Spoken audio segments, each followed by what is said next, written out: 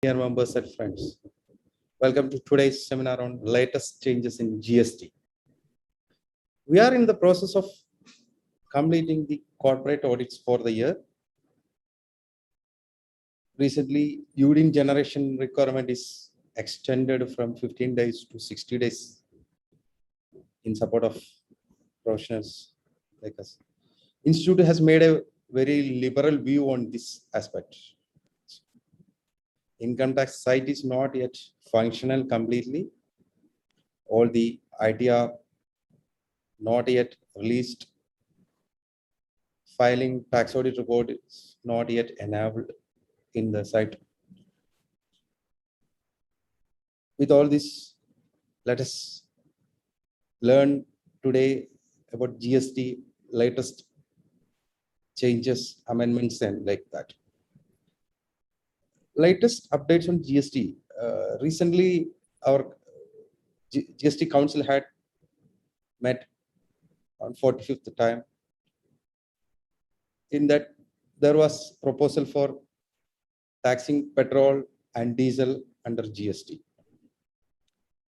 which was objected by states, not approved. Another change, major change, online food delivery system, Zomato and Swiggy apps brought under GST net. Another one change which has come is that interest that shall charge on ineligible ITC availed and utilized only. That was came with the retrospective amendment. It makes a lot of sense to those amendments because only ineligible claim made by the assessee only is liable for interest. Today, we have our own faculty, CA Anthony, who is committed to his profession, watching all the changes happening in GST, regularly following the GST amendments and report the changes on a day-to-day basis. He alerts the colleagues about those changes as well. On behalf of Management Committee, THRISSUR, and all members attending this seminar, let me welcome CA Anthony to this seminar. I welcome all the members to this seminar as well. Now, formal introduction of our faculty, CA Anthony. He has graduated from BCom from Christ College, Irinjalakuda. He enrolled as a chartered accountant in the year 2012. He also qualified THRISSUR. Initially, he was working with CA GV Sukumar, THRISSUR, and later on, he joined PK JNN Company, THRISSUR. He started his own practice in the year 2014. He is also a member of Rotary Club Irinjalakuda Central. With this small introduction, let me introduce our speaker of the day, CA Anthony. Thanks. Now, I request Anthony sir to start the session. Over to you, sir. Respected Chairman, Vice Chairman, Secretary, and other members present here, a warm good afternoon to all of you. Today, I am here to discuss the latest changes in GST. As Aryan sir has already told, I already briefed the latest changes in GST Council meeting to 45th GST Council meeting, and a few amendments, a few changes Aryan sir has already briefed. I am GST 45th GST Council meeting has held last Friday. It was a physical meeting, not virtual meeting. After a long period, they are conducting a physical meeting which was held at Lucknow. We will discuss about all changes. All changes. I have given this presentation.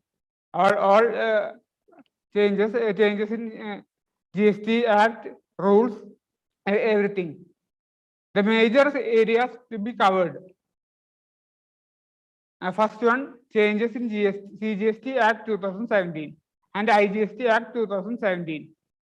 Changes in CGST rules 2017. Recommendations on 45th GST Council meeting. Okay.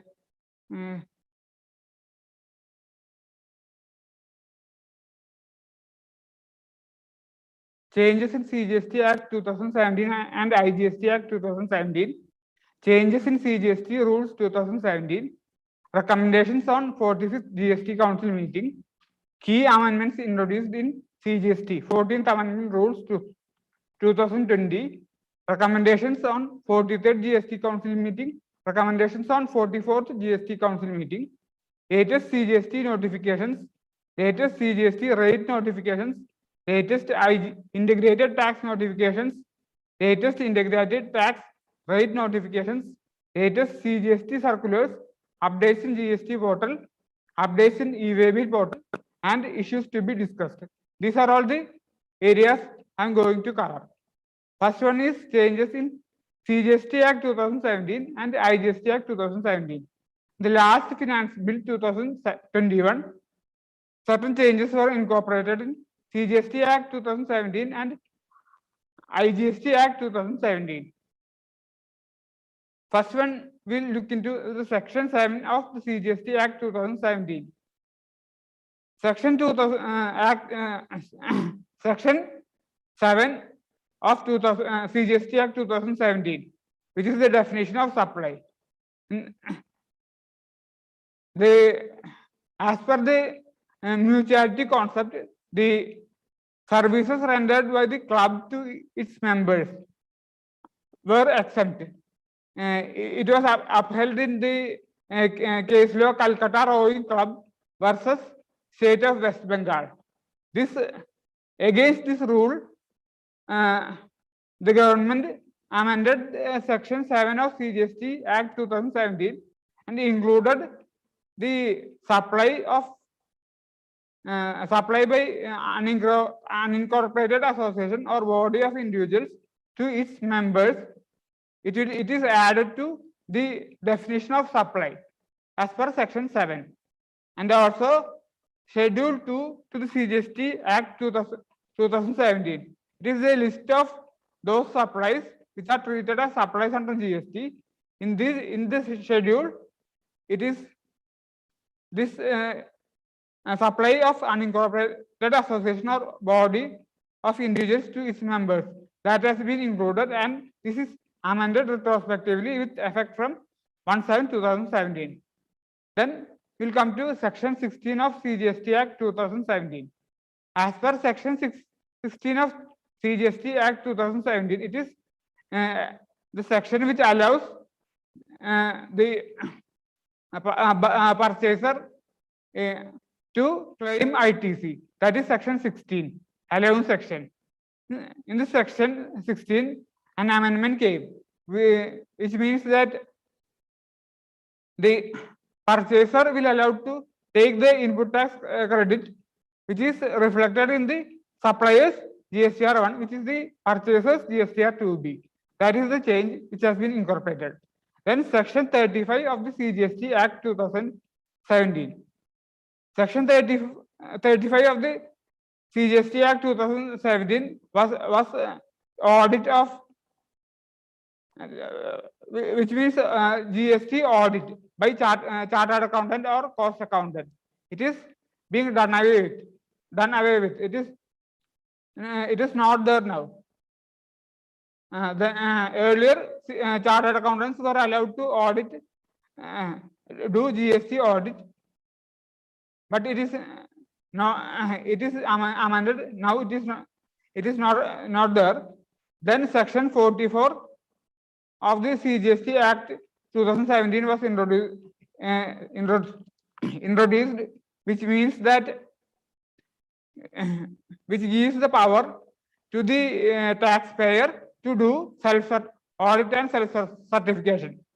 Instead of CA doing the GST audit, the taxpayer can do the GST audit and self-certification when the turnover is greater than rupees 5 crores.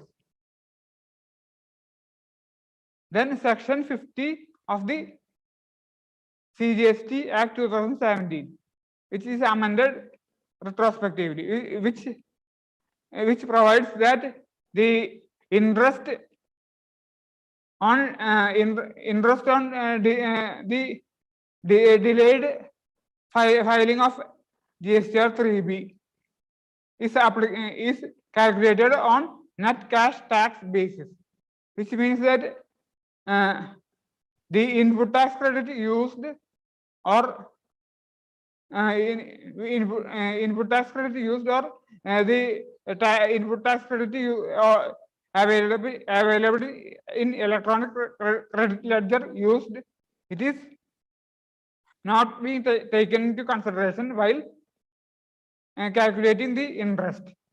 Only the cash portion is taken into consideration while calculating the interest at the rate of 18%.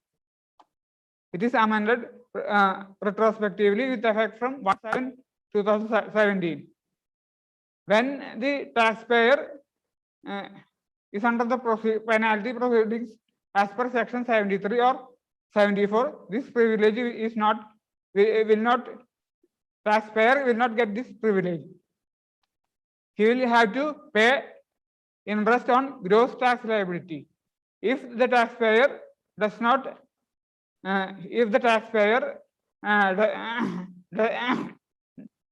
does not comes under these proceedings 73 or 74, then he can enjoy this privilege.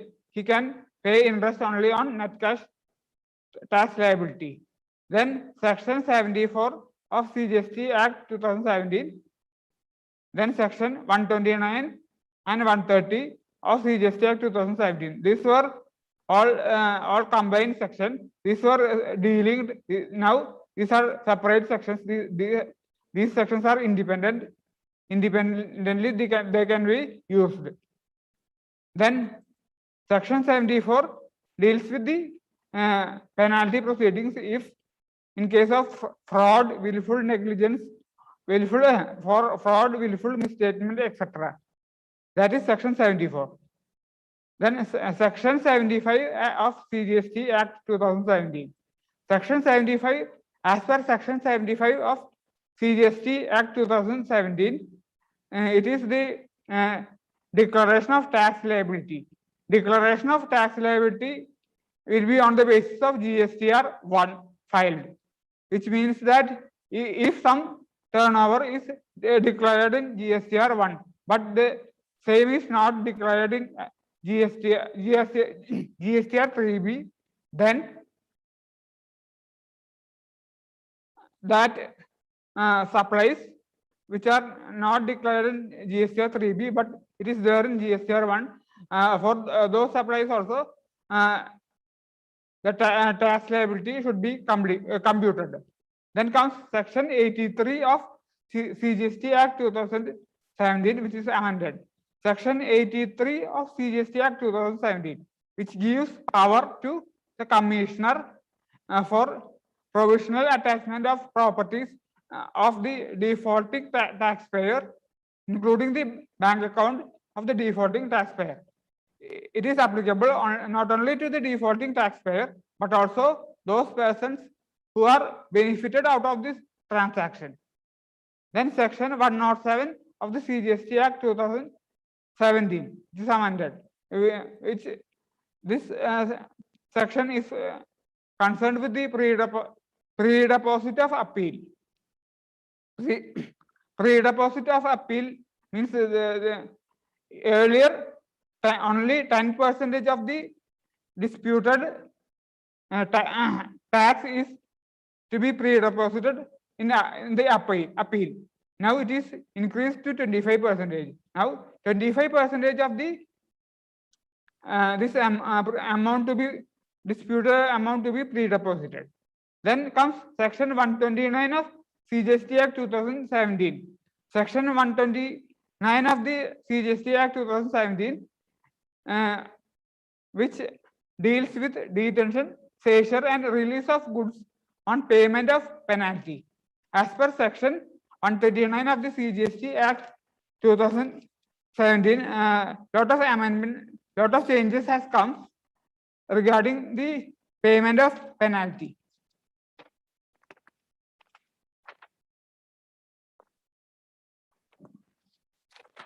As per there are subsections were introduced.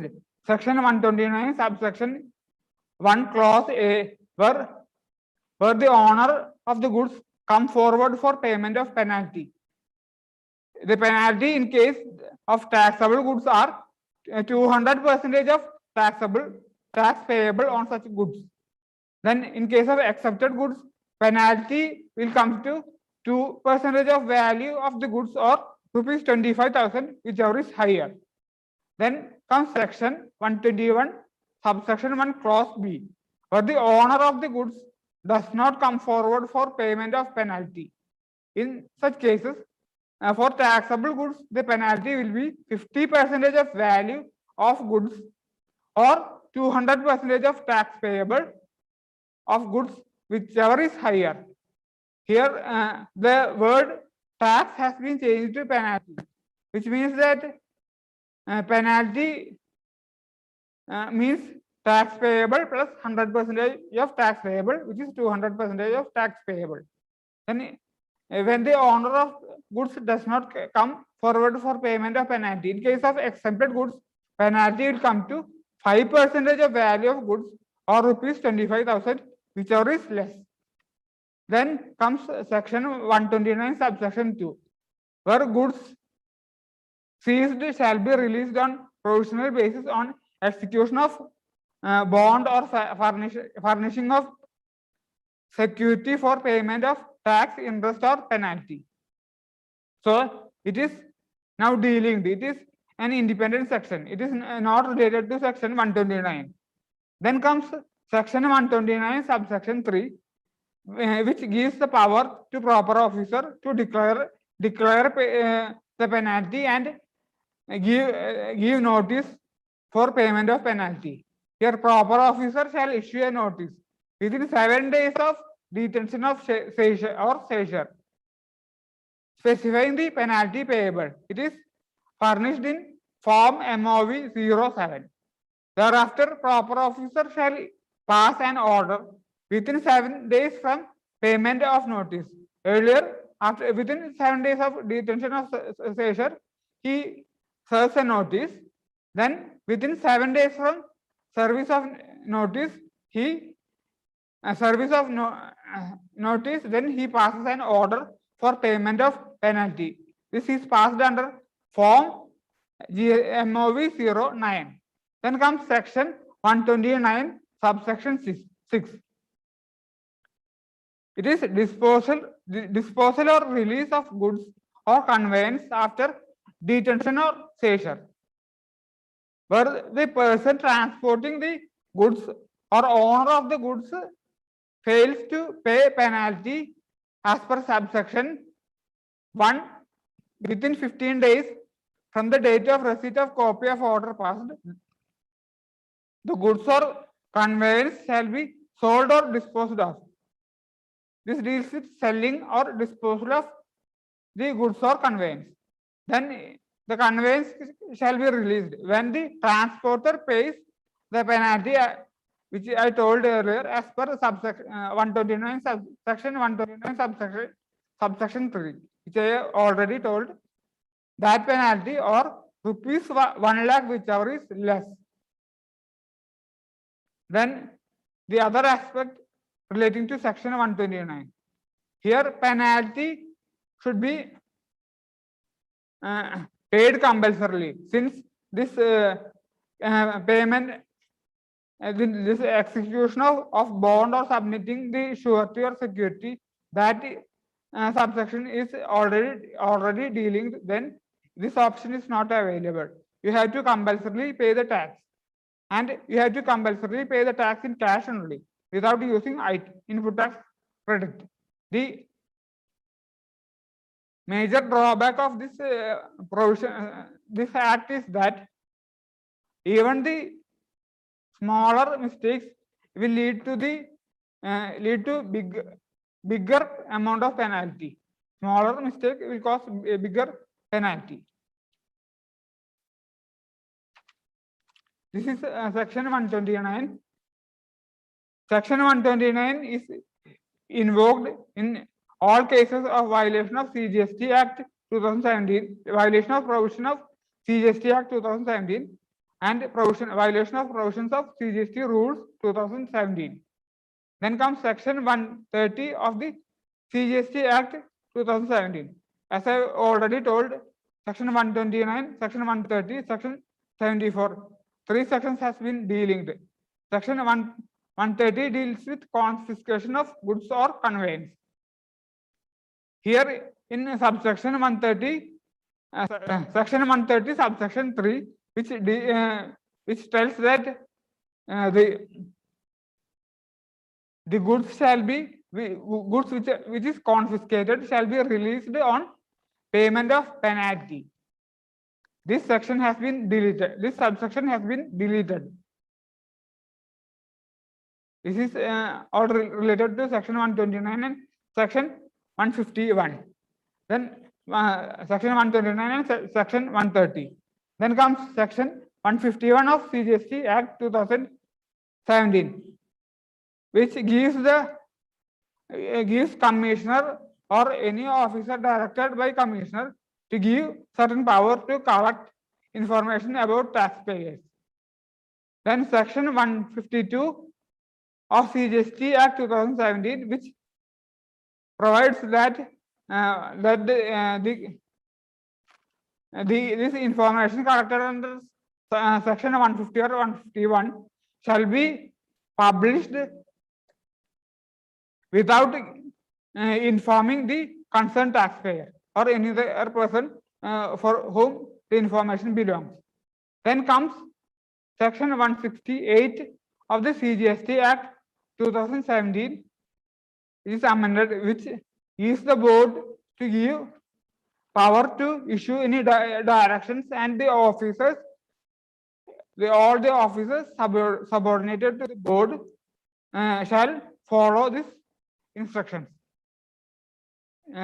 Then lastly comes schedule 16 of IGST, section 16 of IGST Act 2017, which is amended. Sections as per section 16 of IGST Act 2017, there are 2 changes which has taken place. First one is that a supply will be treated as zero rated supply. In case of supply to the special economic zone, it will be treated as zero rated supply. In those cases in which the supply is used for authorized operations by the special economic zone. In that case only, this supply will be treated as zero rated supply, and the benefit shall be enjoyed by the taxpayer. Then comes another important amendment. As we all know that the refund under export shall be claimed in 2 methods. First one is payment of output GST and claim refund on output GST. Then payment of export without payment of output GST, which means by furnishing of bond or letter of undertaking and claiming refund on input tax credit. Here the first option means tax payment method, payment of output tax and claiming refund. That will be allowed only in case of specific goods as specified by the central government. Only on that goods this tax payment method will be applicable. For other goods, only the LUT filing and claiming of refund on ITC will be applicable. The major problem is that on tax payment method, we can pay output GST on goods, capital goods as well as services and claim refund. Under the LUT method, you can claim input tax credit only on inputs and input services. Input tax credit on capital goods cannot be claimed as refund. That is the drawback in this amendment. Then comes the changes in CGST rules 2017. First one is Rule 9D sub rule 3, which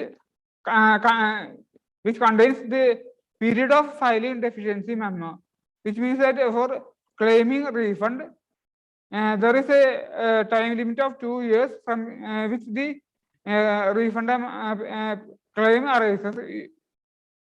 From that period, from that relevant date, you should file refund claim within a period of 2 years. Deficiency memo means if there is any defect or mistake in the refund application, the officer shall issue a deficiency memo stating deficiencies in Form GST RFD 03 to the taxpayer. Taxpayer should correct the deficiencies and resubmit the refund application. This time period of filing original application and correcting the application and refund and resubmitting the application, that time period is excluded from the total period of 2 years for claiming the refund. Then Rule 90 sub rule 4. New sub rule has been inserted under Rule 90 for withdrawing the refund, which says that withdrawal of refund application by filing GST RFD 01W.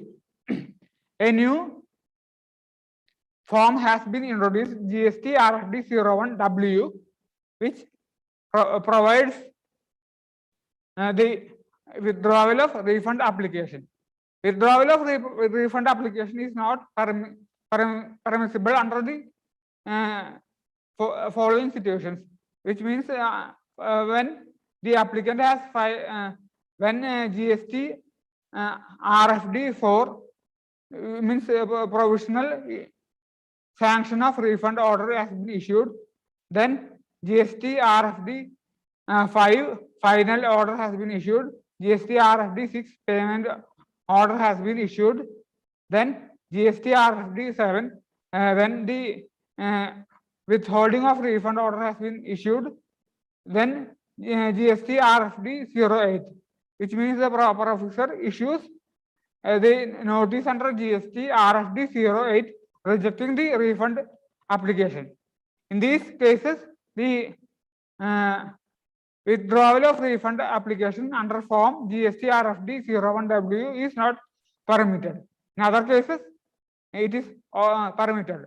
Then comes Rule 90 sub rule 5, which says that once GST RFD 01W, which means withdrawal of refund application, form for withdrawal of refund application is submitted, any amount which is already debited from electronic cash ledger or electronic credit ledger, it will be recredited to the respective ledgers, electronic cash ledger or electronic credit ledger, as the case may be. Then comes Rule 92 sub rule 1, Proviso 01, which provides that Rule 92 sub rule 1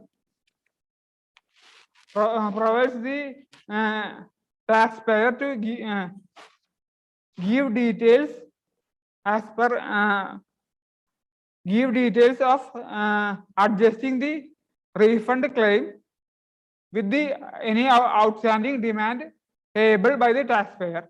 That details to be given by the taxpayer, it is that provision is omitted and it is not required now.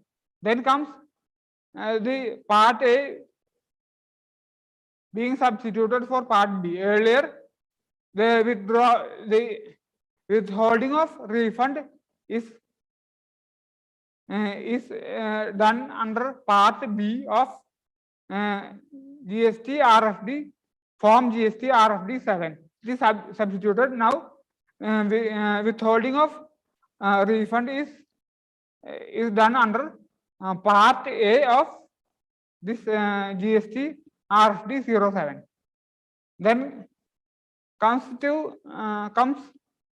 rule 92 sub rule 7, which deals with passing of an order to release the withheld refund. Passing an order to release withheld refund is the final payment order. After releasing the withheld refund, a final payment order has been passed under GST RFP 06. That is the this provision. Then comes rule 96 sub rule 6, which is passing order to withheld amount of refund in part A instead of part B of form GST RFD 7, which then rule 96 sub rule 7,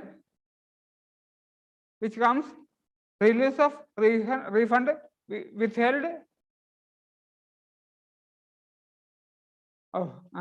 Rule 92 sub rule 6, which means passing of order to release the withheld refund. That is passing of final order under GST RFD 5. Then rule 96 sub rule 7. That in that rule only release of refund withheld in form GST 7. It is after passing a payment order in form GST RFD 6, which is the final payment order. Then comes rule 138 sub rule 138E. Here e-way bill shall be blocked when supplier fails to file GST returns for 2 return periods, applicable for monthly as well as quarterly returns. Here, earlier e-way bill will be blocked when either supplier or recipient, either any one of them fails to file GST returns for 2 return periods. Now, when default is done by supplier only, then the e-way bill shall be blocked. Even if default is done by the recipient, e-way bill will not be blocked. That is the change in rule 138E.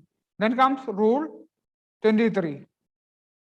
Time limit to file application in form GST REG 21, which is application for revocation of cancellation of registration. The time limit is 30 days from the cancellation of registration. That is the time period.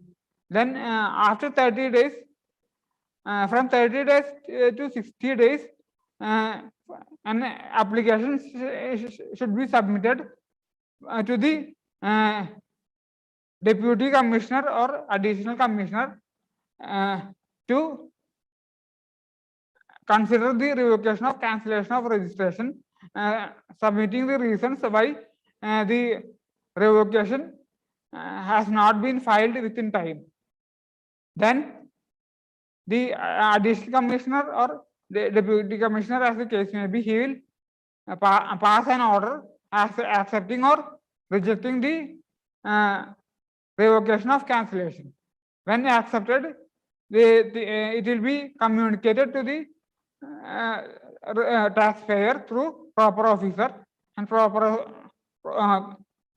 if it is the application is rejected, then the taxpayer shall be given an opportunity to be heard. If after 60 days the refund, this revocation is not filed, after within 60 from 60 days to 90 days, the taxpayer has to file an application to the commissioner for the condonation of delay and the accepting of the revocation of cancellation of the registration. Then when the commissioner allows the revocation, it will be communicated through to the taxpayer through proper officer. And it is rejected, then the taxpayer will be given an opportunity to be heard. Even after the application of revocation of cancellation is not filed within 90 days, when it is not filed within 90 days, then the taxpayer should go for an appeal to the Commissioner Appeals, and this to be submitted in form GST APL 01. And after passing the order, after passing the order, when appeal is submitted, after passing this order only, the revocation will be granted. This is the change relating to the application of revocation of cancellation of the registration under as per Rule 23. Then comes the major recommendations on 45th GST Council meeting. As the chairman has already told, briefed some recommendations. We will see the recommendations in detail. First one is in relation to COVID-19 related goods.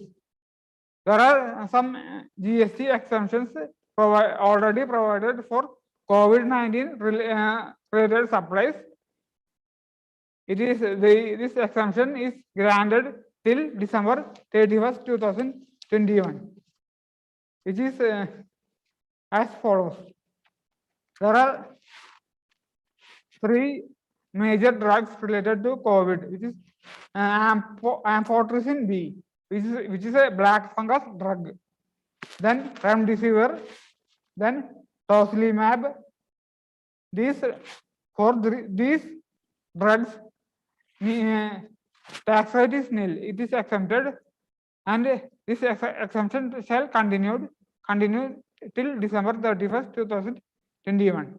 Then lot of medicines, other medicines are there, COVID related, for which tax rate is being specified as 5%, reduced tax rates, and this will continue till December 31st, 2021. For other goods, there are lot of goods for which GST rate is changed.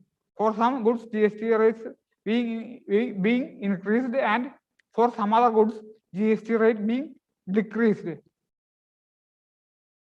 It is a big list. These goods, this list, the government has already published the press release, and you can refer the press release for knowing these GST changes in GST rates for these goods.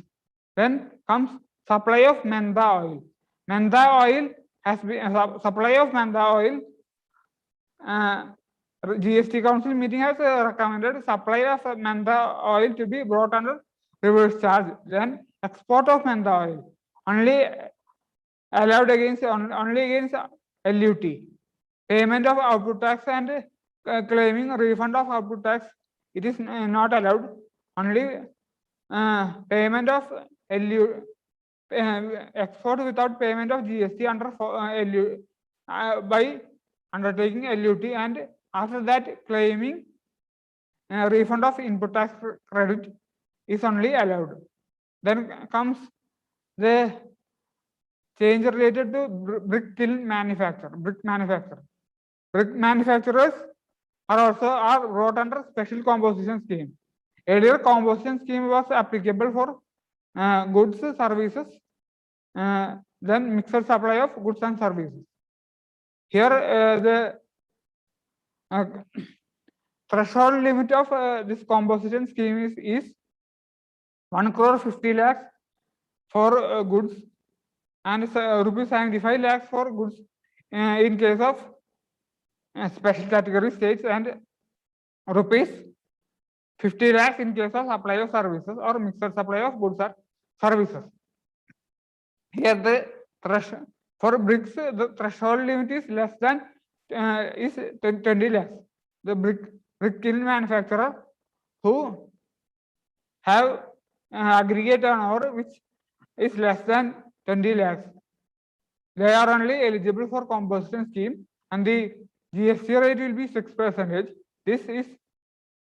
This change will be brought into will come into effect from 1/4/2022. Then services comes the changes related to services.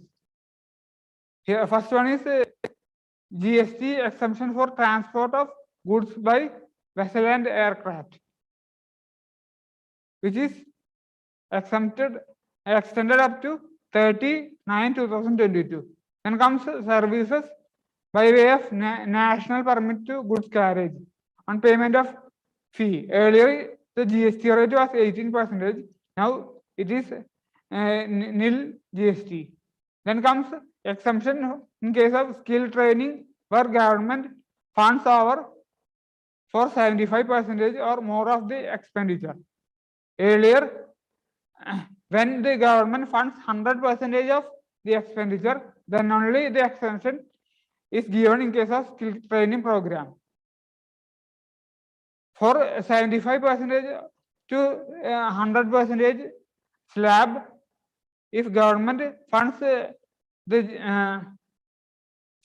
skill training program, and the proportion of fund the government funded is the proportion funded by the government is 75% or more, then GST rate was 18% earlier.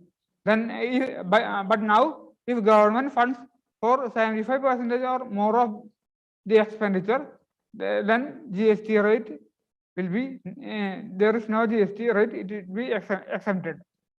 Then comes services related to AFC Women's Asia Cup 2022. Earlier 18%, now no GST. Then licensing services are the right to broadcast and show original films, recordings, TV and radio programs. Earlier, the GST rate was 12%, now it is 18%. Then comes printing of reproduction services of recorded media where content is supplied by the publisher. Publisher supplies the content, and printing and reproduction services done by other person. In this service, earlier the GST rate was 12%. It is being increased to 18%. Then comes exception of leasing of rolling stock. Rolling stock is railway vehicles. It is this leasing of rolling stock is done by Indian Railway Finance Corporation, and it is done to Indian Railways. Earlier exemption was there; it is now being withdrawn. Then comes an important change, which is related to e-commerce operators. E-commerce operators are liable to pay tax on the following services. First is transport of passengers, and then restaurant services. Transportation of passengers, the GST rate being 18% in case of cabs and 5% in case of AC stage carriages and radio taxis.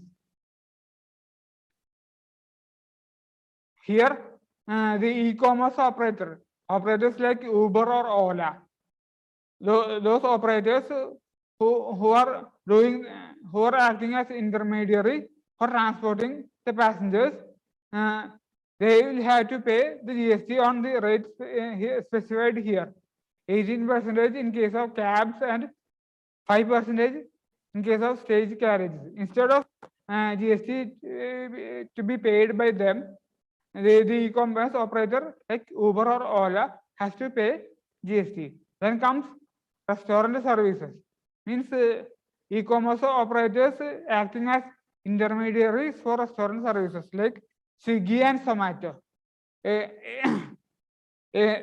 For these restaurant services, the Swiggy or Zomato has to pay when they are doing the food delivery.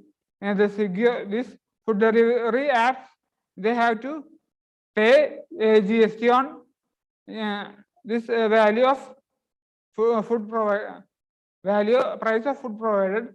On that price, they have to pay GST at the rate 5%. Instead of restaurants, earlier it was restaurants who had to pay. Then restaurants need not pay GST at the rate 5% when the food is supplied by this food service food delivery app, food delivery providers. They have to, those e-commerce operators have to pay GST at the rate 5%. Why this change has been taken place? Because lot of the restaurants, hotels are defaulting in filing GST returns as well as paying GST on this restaurant supplies. So to control this thing, the food delivery apps, food delivery providers should pay GST at the rate 5% instead of this restaurants. Then comes coaching services to students provided by coaching institutes and NGOs under central sector scheme of scholarship of students with disabilities. It is being exempted from GST. Then next one is cloud kitchen. Cloud kitchen, it is a cloud kitchen or central kitchen. It is a kitchen in which food is cooked and cooked food is then supplied from that cloud kitchen. It is not a restaurant, but it came under restaurant services. 45th GST Council meeting, it is in the GST Council meeting, it is recommended that cloud kitchen to come under the restaurant service, and it attracts 5% GST. Then supply of ice cream by ice cream parlors, it attracts 18% GST. And overloading charges at toll plaza is exempt from GST. And renting of vehicle by state transport corporations and local authorities, it comes exempted from GST. And mineral exploration and mining rights, GST is 18%. It comes with retrospective effect from 1/7/2017. Then comes admission to amusement parks, which attracts 18% GST. Here, admission to casinos attracts 28% GST. This is luxury. Since casino is a luxury, that's why GST is attracted at a higher rate of 28%. Then comes alcoholic liquor for human consumption. It is not considered as neither as food or food products. So GST on job work related to food products at the rate of 5%. It is not applicable in case of alcoholic liquor for human consumption. Then comes another, then the changes in relation to return filing. GST ITC 04. As we know, GST ITC 04 is to be furnished by principal manufacturer in case of job work, supply of goods for job work by principal manufacturer to job worker, and the principal manufacturer has to furnish GST ITC 04, and the GST ITC 04 is to be furnished quarterly. Now the change has been introduced that the time limit for filing is relaxed for taxpayers having aggregate turnover less than 5 crores. It is only once in 6 months. Taxpayers having aggregate turnover up to 5 crores, they need to file GST ITC for annually only. Then comes Rule 59, Sub Rule 6, blocking of GSTR1. It is already introduced, but the change is that for monthly tax return filers, monthly taxpayers who have defaulted in filing return for 2 tax periods, 2 months, then GSTR 1 shall be filing shall be blocked. The change introduced is that instead of 2 months, if the monthly return file, even if the monthly return filers default in filing return for 1 month, then the GSTR 1 filing will be blocked. Then comes the fees for late filing of GSTR 1. Fees for late filing of GSTR 1, or even though it's prescribed by rules, but the prescribed by rules, but in GST portal it is not auto-populated. The fees for late filing of GSTR 1. We are able to file the GSTR 1 without payment of any late fees. Now it is not like that. If the GSTR 1 filing is delayed, then the late fees will be adjusted in next GSTR 3B. Earlier in next GSTR 3B, late fees for previous GSTR 3B only will be auto-populated, and we have to pay only that late fee. Now even if GSTR 1 is filed late for a return period, then the late fee will be adjusted to the next GSTR 3B. Then comes inverted duty structure of textile and footwear. In previous GST Council meeting, it has been recommended to consider the inverted duty structure in case of textile and footwear, and to rationalize the GST rate at the rate 12%, so that the inverted duty structure will not be there. Then this change has been this matter has been deferred, and it will be implemented with effect from 1/1/2022. Then comes the GST for petroleum products such as diesel, petrol, ATF, etc. The petroleum products such as diesel, petrol, ATF, and natural gas.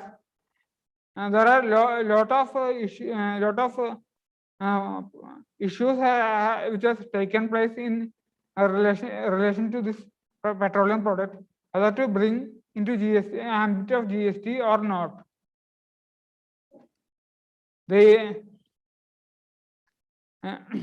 When it is brought into GST,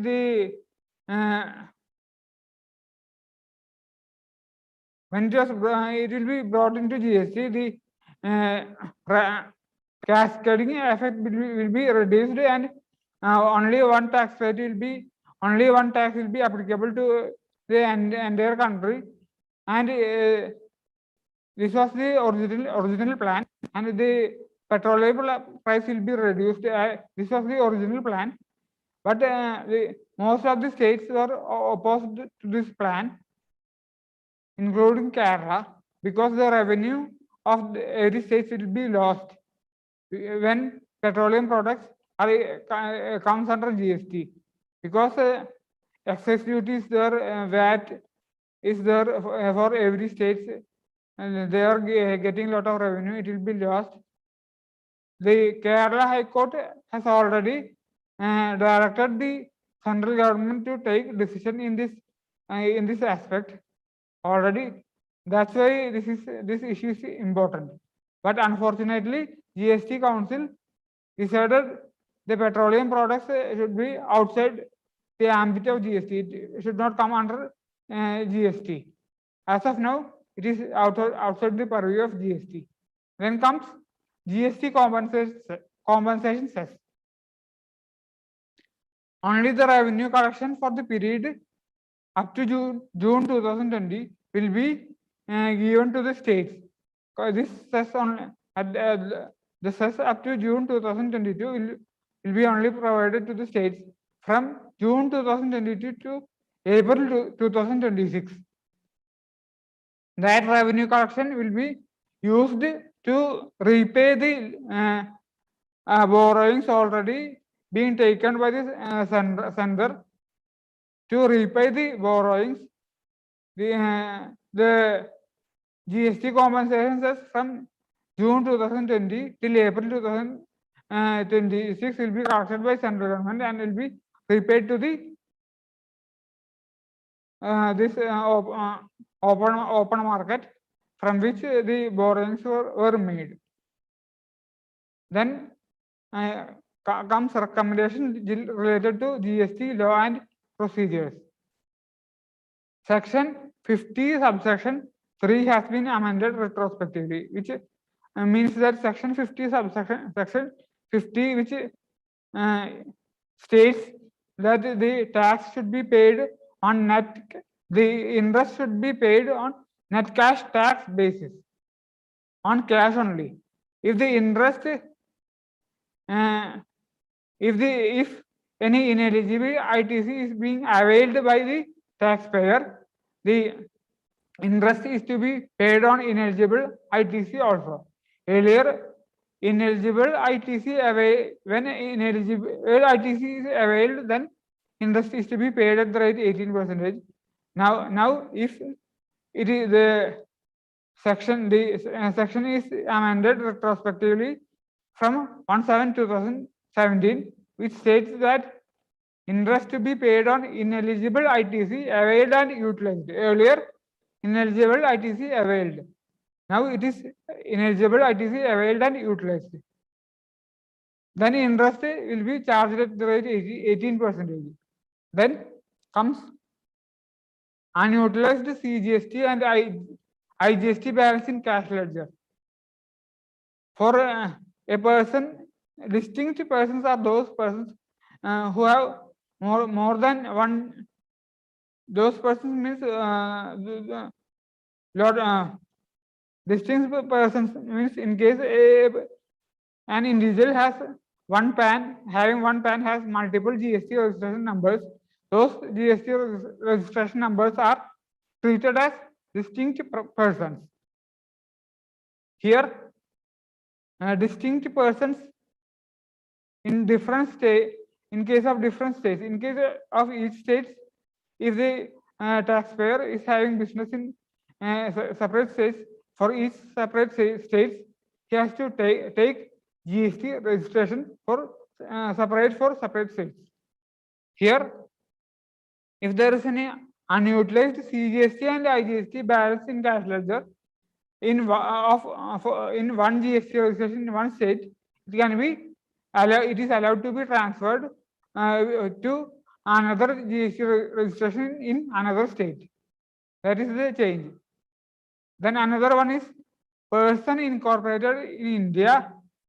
If a person is incorporated having business in India and having business in Dubai, then if a service is supplied from the business entity in India to business entity in Dubai, it is not treated as export because one person cannot do service to the same person itself.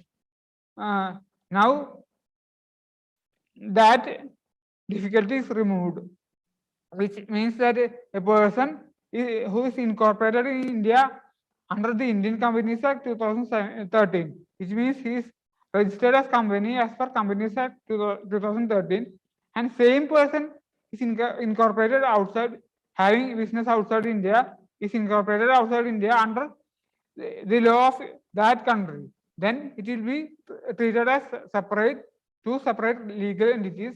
Then the supplies of services from India to that entity outside India, it is regarded as supply of export of services, and this export of service is eligible for various export benefits like refund. Next one is Aadhaar authentication. It is being made mandatory. Earlier, Aadhaar authentication is made mandatory, not mandatory. It is now also it is optional for GST registration. Now it is being made mandatory for filing refund claim and application for revocation of cancellation of registration. Then comes refund to be dispersed, dispersal of refund. Dispersal of refund is to be done in the bank account which is linked with the same PAN. That PAN is to be used is used while registering the person under while registering under GST. While applying the GST registration, the PAN used, that same PAN should be linked with the bank account, and in the that bank account only the refund will be disbursed. Next one is no need to carry physical copy of invoice in case invoice has been generated by supplier in the manner prescribed under Rule 48 sub Rule 4, which means that Rule 48 sub Rule 4 relates to e-invoicing. If the person has generated e-invoice, then he need not carry physical copy of the tax invoice. That is the this rule. Then goods which are subject to export duty, which will be covered under the restriction imposed under section 54 subsection 3 of the CGST Act. Goods, this section 54 subsection 3 of the CGST Act, which tells that refund is eligible, refund of input is eligible in only in two cases: zero rated supplies and inverted refund of inverted tax structure. In this case, the goods shall be which is subject to export duty. In that case, also this section 53 subsection 3 of CGST Act only will be applicable. Then comes the aspect relating to ITC. Earlier input rule 36 sub Rule 4 states that the input tax credit will be available as per the input tax credit balance in GST 2B plus 5% cushion. Now the cushion will be removed. Then now the ITC shall be available only based on the figures which is there in GST 2B. That amount will only be eligible for ITC. Then comes the key amendments introduced in CGST 14th Amendment Rules 2020. First one is Rule 8 sub Rule 4A, which is substituted. Registration is based on biometric Aadhaar authentication and also taking a photograph or KYC of the applicant. Taking a photograph, which means physical photograph and not printed photograph. GST registration will be based on biometric system. Then Rule 9 amended, which is amended for the time limit for grant of registration. The time limit of grant of registration. If a GST registration application is authenticated by Aadhaar number, then the GST registration will be granted. Earlier it was 3 days, now 3 days is increased to 7 days. Within 1 week, GST registration will be granted.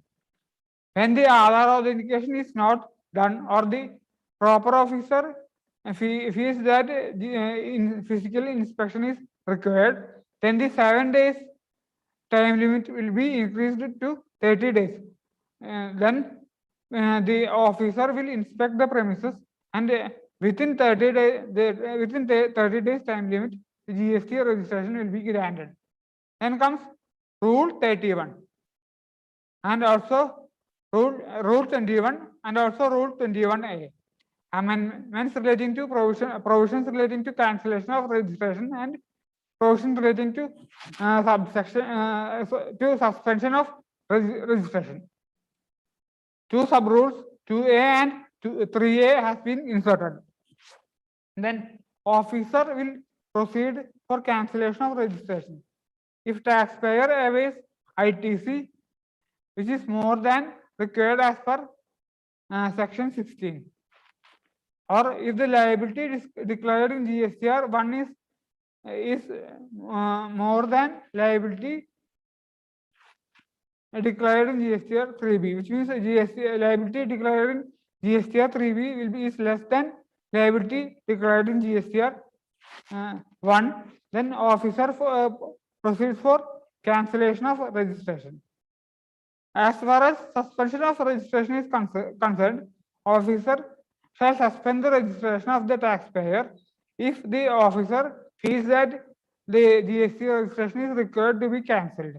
Then in this case, the taxpayer will not be given any opportunity to be heard. Then comes the provision relating to cancellation of registration if the officer shall feels that there is a significant variation in the GST, the ITC claimed as per 2B and the actual ITC claimed, or the amount declared, the liability declared in GSTR 3B and GSTR 1, there is a significant variation, then the officer shall issue a show cause notice to the taxpayer, and the taxpayer should reply to the show cause notice stating why the GST registration should not be cancelled. That is the another important change. Here now the another change was rule 36 sub rule 4. Cap of ITC being reduced from 10% to 5%. Now after the 45th GST Council meeting, this 5% also will be removed. Then comes Rule 86B, which is newly introduced, restrictions relating to utilization of ITC available in electronic credit ledger. Here, the ITC shall be utilized, which means the ITC utilization shall be only 99% of the total liability. More than that, the ITC cannot be utilized. 1% should be paid in cash. This is applicable for those taxpayers whose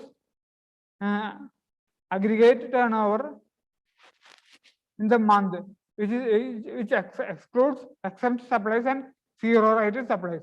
Excluding exempt supplies and zero rated supplies, if the aggregate turnover in that month exceed rupees 50 lakhs, then only 99% of the total liabilities shall be paid using input tax credit.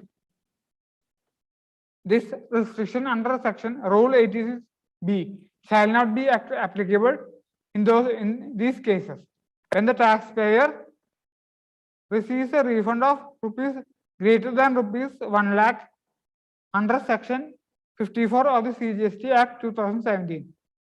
Then when a person is a government department, public sector undertaking, local authority or a statutory body, when taxpayer uses electronic cash ledger cumulatively and the amount paid using electronic cash ledger comes to more than 1% of the total liability, then the taxpayer is not restricted to utilize the input tax credit facility. Then then another case is that when taxpayer pays income tax of greater than rupees 1 lakh in 2 preceding financial years.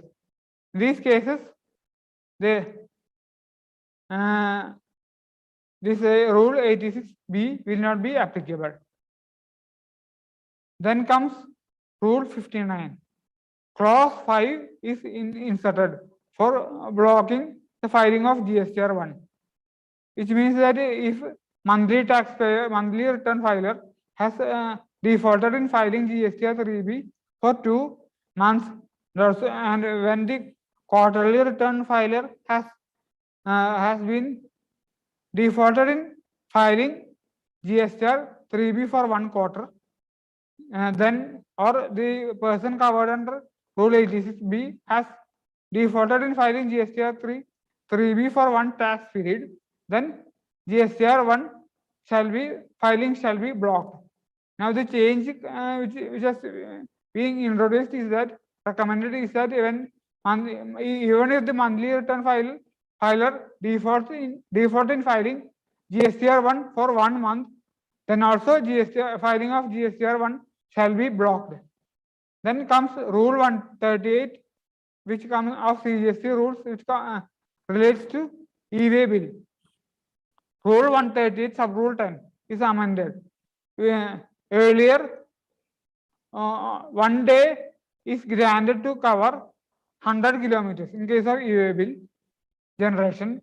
Now only 1 day is covered to grant only 1 day is granted to cover 200 kilometers. 200 kilometers distance to be covered within 1 day. And that causes a great difficulty. Earlier 100 kilometers, now 200 kilometers. Then comes the recommendation in 43rd GST Council meetings. Certain GST exemptions for COVID-related supplies were granted till 31st August 2021. These were extended to December 31st, 2021. On 45th GST Council meeting, this decided to grant the exception till December 31, 2021. Also, imported COVID-19 items exempted till August 31, 2021. It is also extended to December 31st, 2021. Then exemption relating to armed forces in B.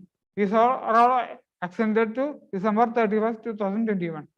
Then in case of other goods, GST rate of diethyl carbamazine tablets, this being reduced from 12% to 5%. An endemic is there, which is called lymphatic filariasis. For removal of this endemic, the government in collaboration with WHO has been devised certain plans for removal of this endemic. The GST rate of the diethyl carbamazine DAC tablets. These tablets are for curing this endemic lymphatic filariasis. For curing this endemic, on 43rd GST Council meeting, it is recommended that the GST rate of these tablets, which was earlier 12%, which is to be reduced to 5%. Then IGST, in case of goods reimported after repairs, IGST is to be paid only on repair value of goods. Earlier, IGST was to be paid on total value of goods. Now, only IGST is to be paid only on repair value of the goods. Now comes GST at the rate 12% on sprinklers, drip irrigation systems. Then even if those goods are sold separately, GST rate at the rate 12% will be applicable. Earlier, these goods are sold separately, GST rate at the rate 12% is GST rate is applicable on classification of goods. Now, even if these are sold separately, GST rate at the rate 12% is applicable on flat rate.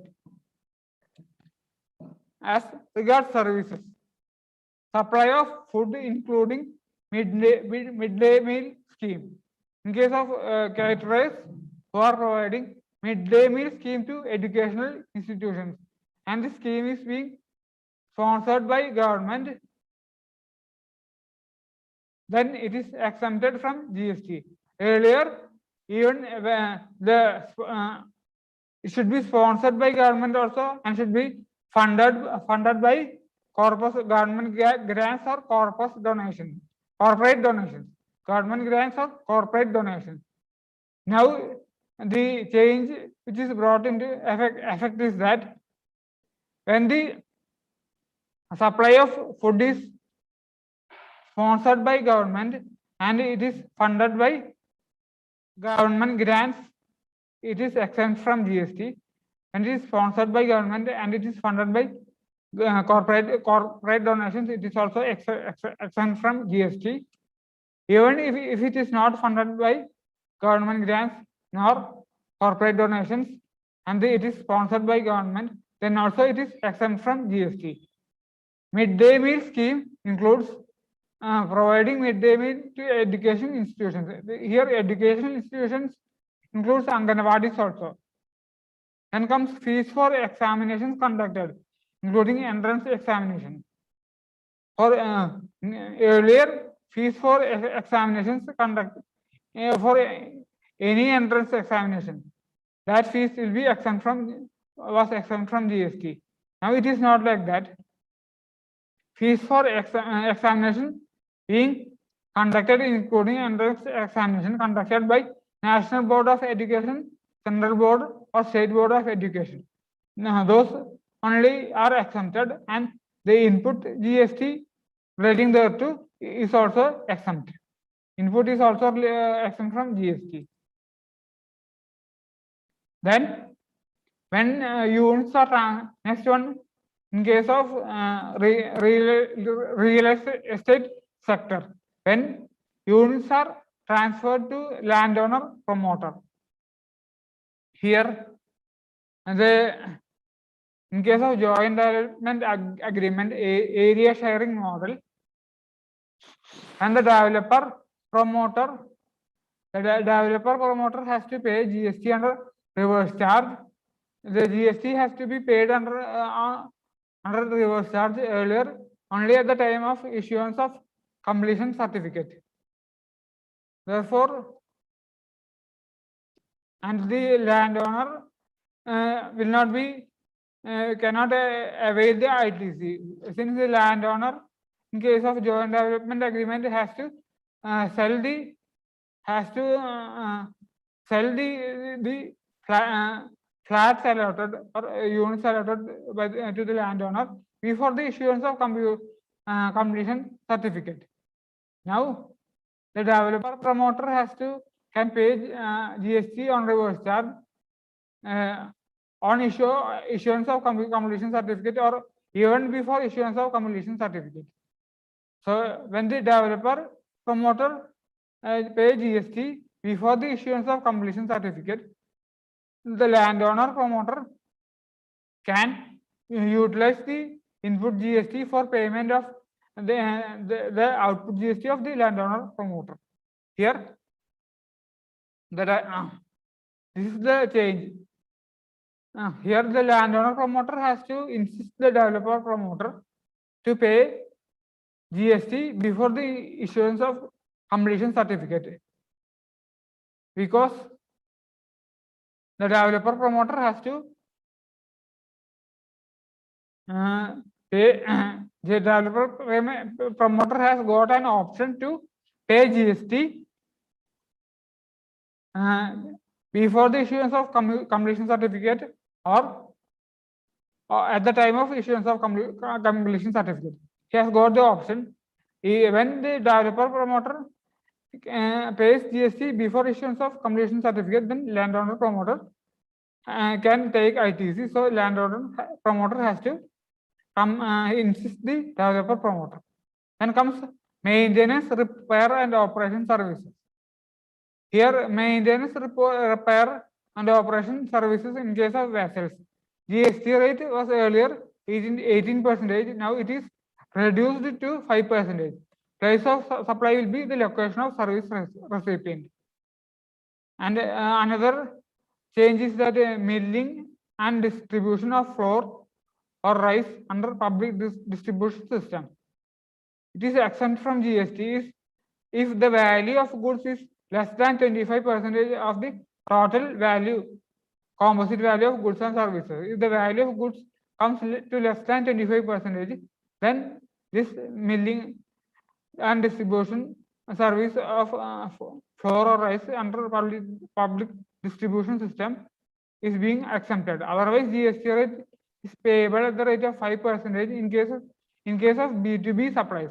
In case of B2B supplies includes supplies to those persons who have been registered as tax deductor under GST. It is deducted under GST. And also then comes ropeway services. Ropeway services supplied to government entity attracts GST at the rate 18%.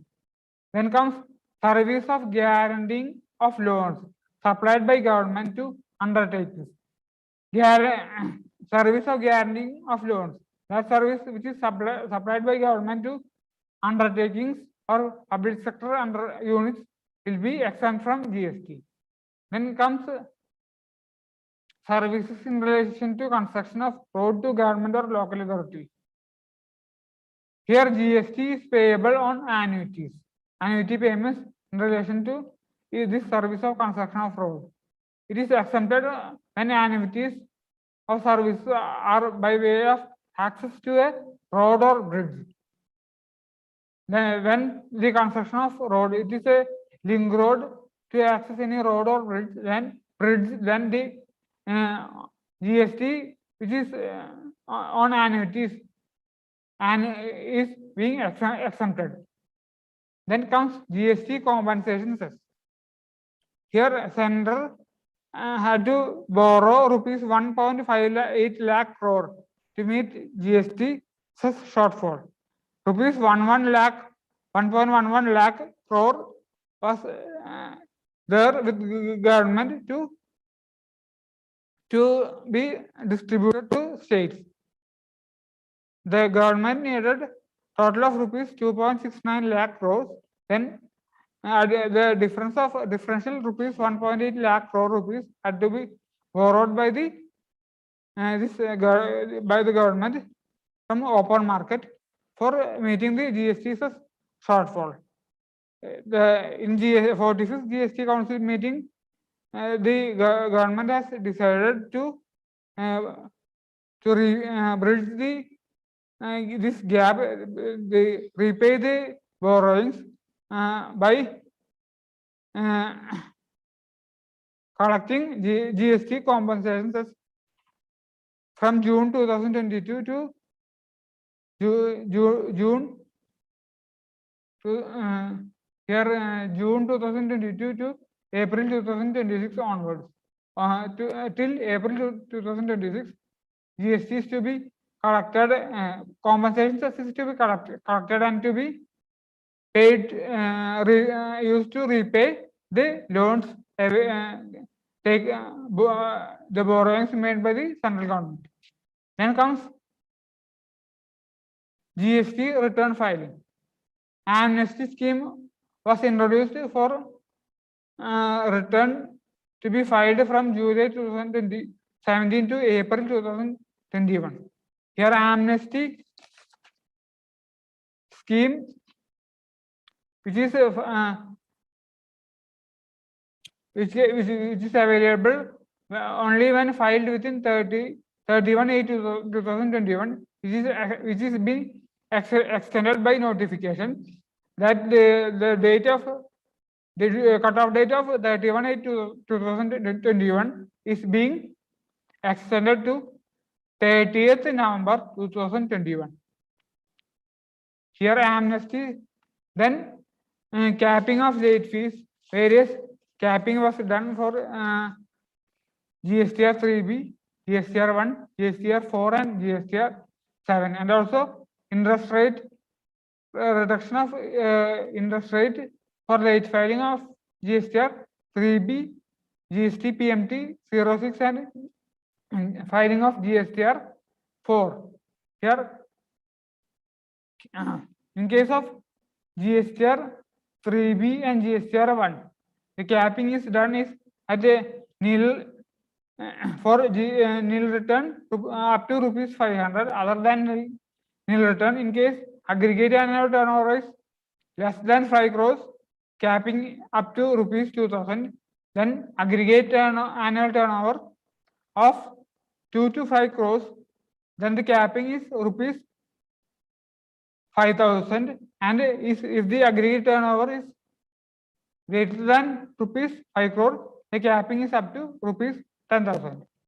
In case of GSTR 4, the late fees is capped to rupees 500 in case of nil GSTR 4. Other than nil GSTR 4, the capping is done at rupees 2,000.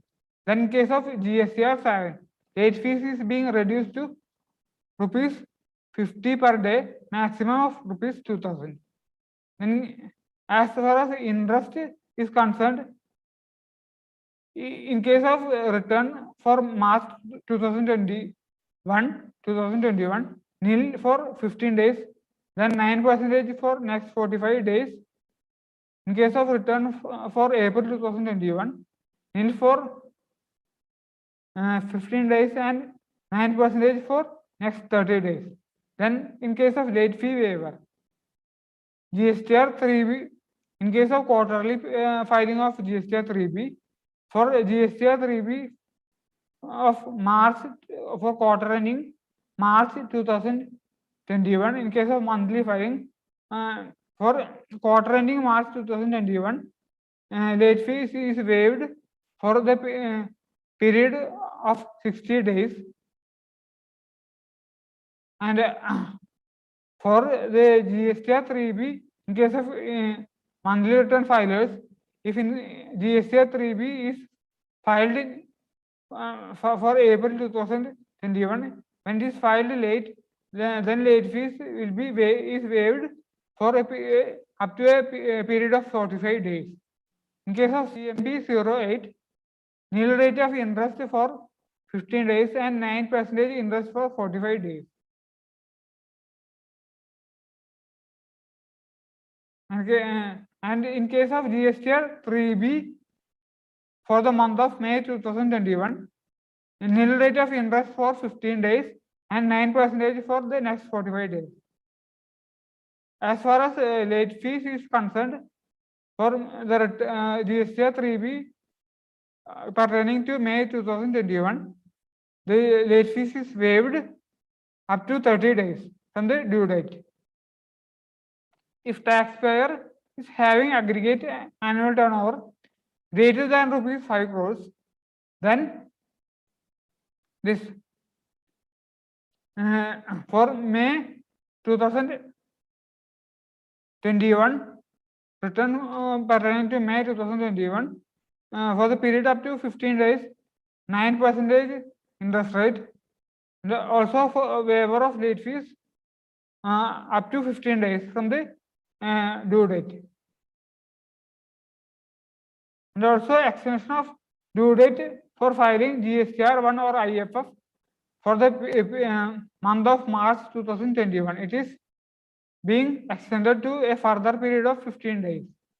Then extension of due date for filing GSTR 4, which is extended to 31st July 2021, and also filing of GST ITC for being extended to 30/6/2021. This is the extension of due days. Then reduction of interest, reduction in interest rate, and also capping of late fees. Here, then in 43rd GST Council meeting, it is recommended that the self-certified reconciliation statement is required when aggregate annual turnover is greater than rupees 5 crore. And also for GSTR 9/9A, it is optional for financial year 2020-21, where taxpayers have aggregate annual turnover of less than rupees 2 crores. For companies, the GST returns can be filed using EVC. Companies are should mandatorily use digital signature to file GST returns. Now it is made optional. A new privilege has been given that the companies can file the return using EVC Earlier, the period was allowed only up to 31st August 2021. Now it is being extended to 30th October 2021. Then, in case of extension, then comes cumulative application of Rule 36 sub Rule 4, means availing ITC. ITC as per 3B plus 5% for April, May, and June 2021. That can be applied in the period of June 2021. Then comes recommendations on 44th GST Council meeting. This is related to the change in decrease in GST rates for COVID-related items. Then comes CGST notifications. Notification number 34/2021, which seeks to extend the time limit for application of revocation of cancellation of registration to 39/2021, where the due date of filing the revocation comes within the period from 1/3/2020 to 31/8/2021. In case where registered GST registration has been cancelled suo motu by the officer. When the due date comes within this period from 1/3/2020 to 31/8/2021, the time period for filing the application of revocation of cancellation of registration has been extended to 30th September 2021. Then comes the notification number 33/2021, which seeks to extend Form GSTR 3B. Here, amnesty scheme will be available till 30th November 2021. Then comes notification number 31/2021, which seeks to exempt taxpayers having aggregate turnover up to ₹2 crores from the requirement of furnishing annual return for financial year 2021. It has been made optional for those taxpayers to file the annual return if the annual aggregate turnover is less than ₹2 crores. Then comes notification 30/2021, which seeks to amend Rule 80 of GST rules and notify Form GSTR 9 and GSTR 9C for financial year 2021. And also notification 29/2021 seeks to notify section 110 and 119, 111 of the Finance Act 2021, which is related to appeal. Then Rule notification 28/2021, which deals with waiver of penalty. Notification number 27/2021, which seeks to make amendments, which is the fifth amendment 2021 to the CGST rules 2021, which is related to cumulative application of ITC of as per Rule 36 sub Rule 4, ITC related to April, May, and June 2021 in the return period of June 2021 when filing the GST review of June 2021. And also notification number 26/2021, extension of due date of Form IGST ITC 4. Then notification number 25/2021, due date extension of due date of filing Form GSTR 4 for financial year 2021 to 31/7/2021.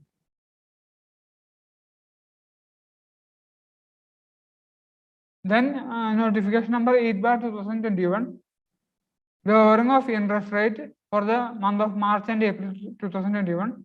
Notification number 7/2021 seeks to make second amendment to CGST rules. The second amendment of CGST rules, which provides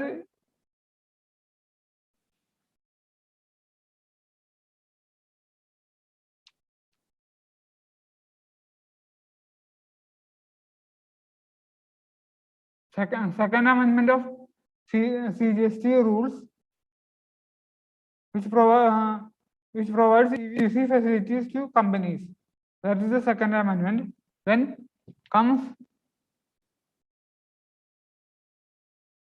notification number 6/2021, seeks to of the waiver of penalty payable for non-compliance of provision of notification number 14/2020 till 21st March 2020. Then notification number 5/2021 related to e-invoicing aspect, means e-invoicing is made compulsory to those taxpayers whose aggregate turnover exceeds rupees 50 crores. It will come into effect from 1st April 2021. Notification number 4/2021, extension of time limit of furnishing annual return till 31/3/2021, annual return as well as GSTR 9C. 3 bar notification number 3/2021 seeks to notify the persons to whom these provisions under subsection 6B or subsection 6C of section 25 of CGST Act is not applicable. Then notification 2/2021, amendment of jurisdiction of the central tax officers.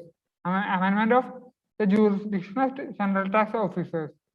Then comes notification number 1/2021, the amendment relating to CGST rules 2021 and 2017. Then we'll come to the next notification number 95/2020, which seeks to extend the time limit for furnishing the annual return under section 44, means GSTR 9. That is extended to the 20th of February 2021. Then comes notification number 94/2021, which is 14th amendment to CGST rules, which has been we have been already discussed. Change in CGST rules, it is the 14th amendment 2020 to the CGST rules 2017 as regards blocking of GSTR 1, EVA bill, and also cancellation of registration, etc. Then notification number 93/2020 means waiver of late fees for form GSTR for filing in Union Territory of Ladakh for financial year 2019-20. Notification number 92/2020, which deals with the notification bring into force of section 119, 120, 121, 122, 123, means the provisions relating to appeals. Then notification number 91/2020, which is the extension of due dates for compliances and actions in respect of anti-profiteering measures under GST till 31/3/2021. Then notification number 90/2020, which means amendment in respect of notification number 12/2017, which deals with the list of exempted goods under GST.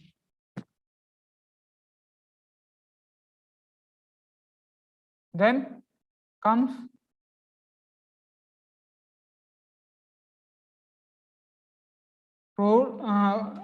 notification number 89/2020, waiver of penalty for non-compliance of provisions of notification 14/2020, and the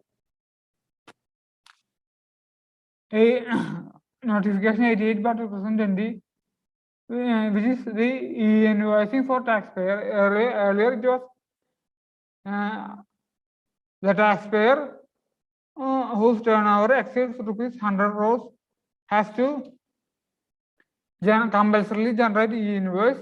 That notification was came into effect from 1st January 2021. Then now it is being reduced. The turnover limit has been reduced. E-invoicing is compulsory for taxpayer who is having aggregate turnover exceeding rupees 50 crore. Then comes notification number 87/2020, extension of due dates for filing form ITC for the period from July to September 2020. That cutoff date is the cutoff date was 30th November 2020. Then notification 86/2020, which means that to resign the notification 76/2020, which means the GSTR 3B filing staggered date has been specified for filing GSTR 3B. This notification number 86/2020 is in relation to this staggered date. Then comes notification number 85/2020. Special. This is the special procedure which is devised for QRMP taxpayers. QRMP taxpayers has to pay 35% or more of the net cash tax liability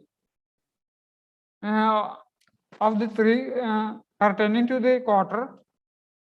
That 35% to be paid in the first 2 months relating to that quarter. Then notification number 84/2020. Notification number 84/2020, which relates to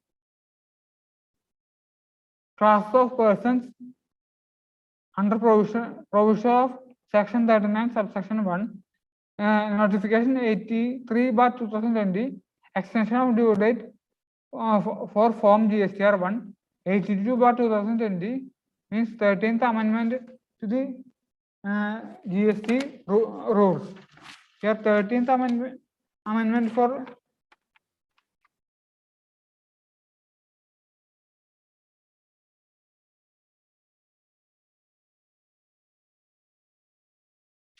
this GST rules is filing of GSTR 1/IFF. That is the 13th amendment of the CGST rules. Then 81/2020 means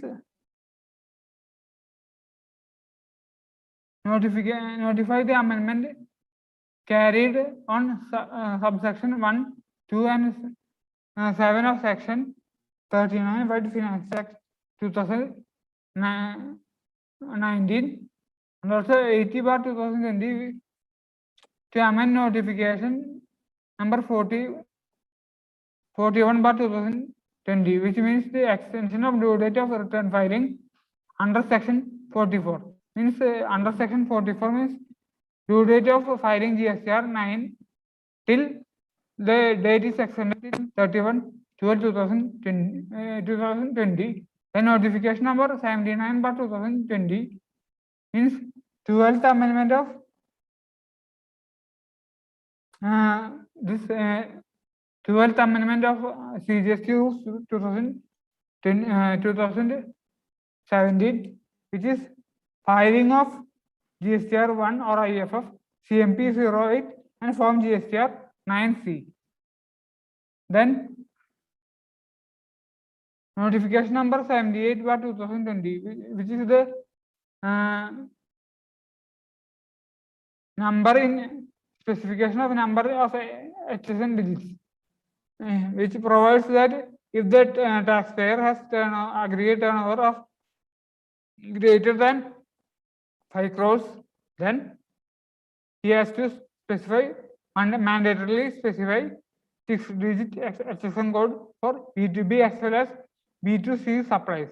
If the taxpayer has turnover of up to 5 crores, then he has to specify 4-digit HSN code compulsorily for B2B supplies and optional for B2C supplies. Then notification number 77/2020 for small taxpayer annual return filing made optional for small taxpayers who have aggregate turnover less than 2 crores and who have not filed the said return before the due date which is being specified. Then notification number 76/2020 means the return filing of Form GSTR 3B along with the due dates of furnishing this Form GSTR 3B for a period from October 2020 to March 2021. Then comes CGST rate notification. Notification number 5/2021 to provide concessional rate of CGST for COVID-related 19 relief supplies up to and inclusive of 30th September 2021. Then notification number 4/2021 to amend notification number 11/2021 as related to exempted supplies. Here notification number 11/2021 related to list of exempted supplies, exemption list to related to supply of services, so as to notify GST rate of various services. This is recommended by GST Council in 44th meeting, which was held on 12th June 2021.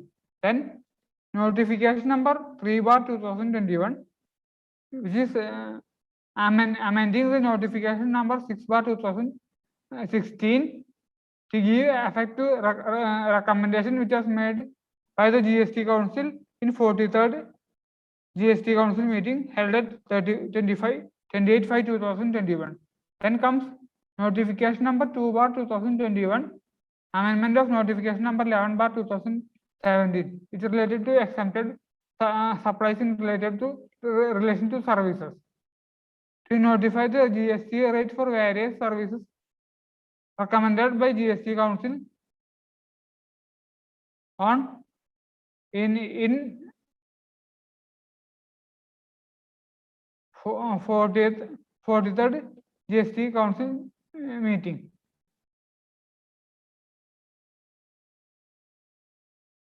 Notification number 1/2021, amend notification number 1/2021 prescribing the change of GST rate of goods. Here notification, one correction is there. Notification number 11/2017, which it is not exempted services. It is notification which related to services. Here notification number 4/2021 is amendment of notification 11/2021, which is related to list of services under GST regime, and to notify certain services recommended by GST Council held under 44th GST Council meeting. And also notification number 2/2021, which relates to amendment of notification number 11/2021. It is not exempted services, it is list of services. And to notify the CGST rate of various services, which is recommended by GST Council in 43rd GST Council meeting, which is held at 28/5/2021. These two notifications are to give effect for those services specified in 43rd GST Council meeting 2021, to give effect to those, to include those services in notification number 11/2017. Then comes integrated tax notifications. Notification number 3/2021, which seeks to amend notification 4/2019 to change price of supply for B2B in case of maintenance, repair, and operation services in case of shipping vessels of shipping industries. It is the place of supply will be location of service recipient. Then comes the integrated tax notification number 2/2021, relief of lowering interest rate for specified time. Interest rate for delayed filing of returns for the period from March 2021 to May 2021 is to be lowered. Then notification number 1/2021, lowering the interest rate for the month of March and April 2021. Then integrated tax rate notification.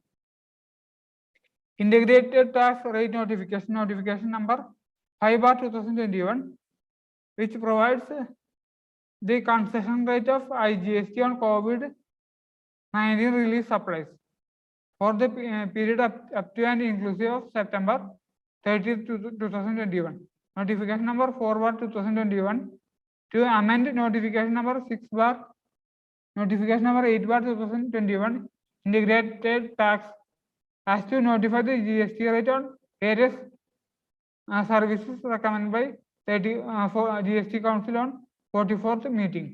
Then notification number 3/2021 to amend notification number 6/2019 to give effect to the recommendation made by GST Council at 43rd meeting held on 28/5/2021, and also notification number 2/2021 seeks to amend notification number 8/2017, integrated tax rate, as to notify CGST rate for various service as recommended by GST Council in 43rd meeting held on 28/5/2021. Then comes integrated tax notification 1/2021, seeks to amend notification number 1/2021, integrated tax on to prescribe change in CGST rate of certain goods. Then comes CGST circulars. Circular number 158/14/2021, which relates to clarification regarding extension of time limit to apply for revocation of cancellation of registration. Here,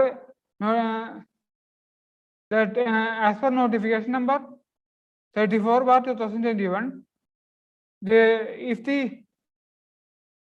as per the notification number 34/2021, it seeks to extend the timeline for application of revocation of cancellation of registration, where due date of such application falls between 1/3/2020 to 31/8/2021.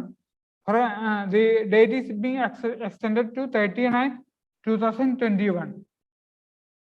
A circular has been issued to clarify this notification number 34/2021, which is circular number 158/14/2021 GST. Then 157/13/2021 GST, which is clarification relating to extension of period of limitation under GST law in terms of Honorable Supreme Court under order dated 27 April 2021.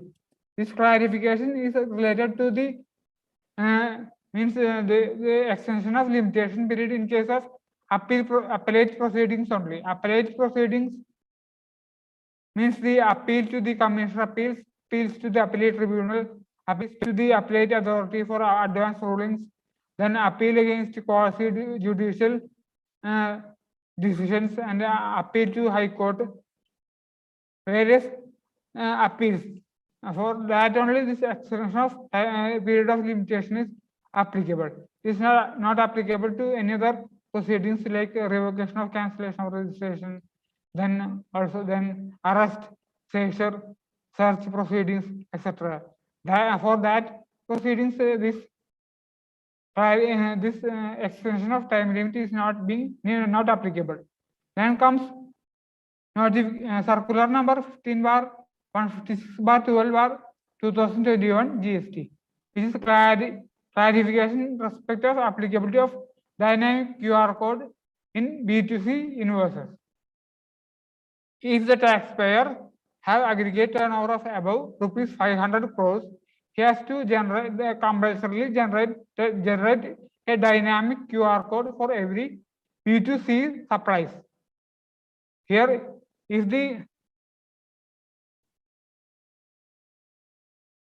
this clarification is issued in respect of compliance of notification number 14/2020, and also here extension of due date is also waiver of penalty is also provided in respect of this dynamic QR code. If the dynamic QR code for transactions for B2C supplies from 1/12/2020 to 31st March 2020. For this time period, if there is any B2C supplies, and for that supplies, dynamic QR code is to be generated, is compulsory to be generated, but not generated, then waiver of penalty has been provided. So if the transactions falls between 1/12/2020 to 30th June 2020, not 31st March 2020, 30th June 2020, and dynamic QR code is to be generated, but it is not being generated, then penalty is to be levied, but the penalty is waived for this time period, provided that the taxpayer generates the complies with the provisions or generates the dynamic QR code on 1st July 2021. Then only this waiver will be available to the taxpayer. Then comes circular number 155/5/2021, clarification related regarding GST rate on lateral parts of sprinklers or drip irrigation systems. Then circular number 154/5/2021, GST rate on services supplied by central or services supplied by state government to their undertakings or PSU by way of guaranteeing loans taken by them. This was there in 43rd GST Council meeting. This was recommended in 43rd GST Council meeting. The circular to clarify this point, it is being issued on 17/6/2021. Then circular number 153/5/2021, which relates to GST on milling services, milling of wheat into flour or paddy, and it is distributed under public distribution systems. That circular.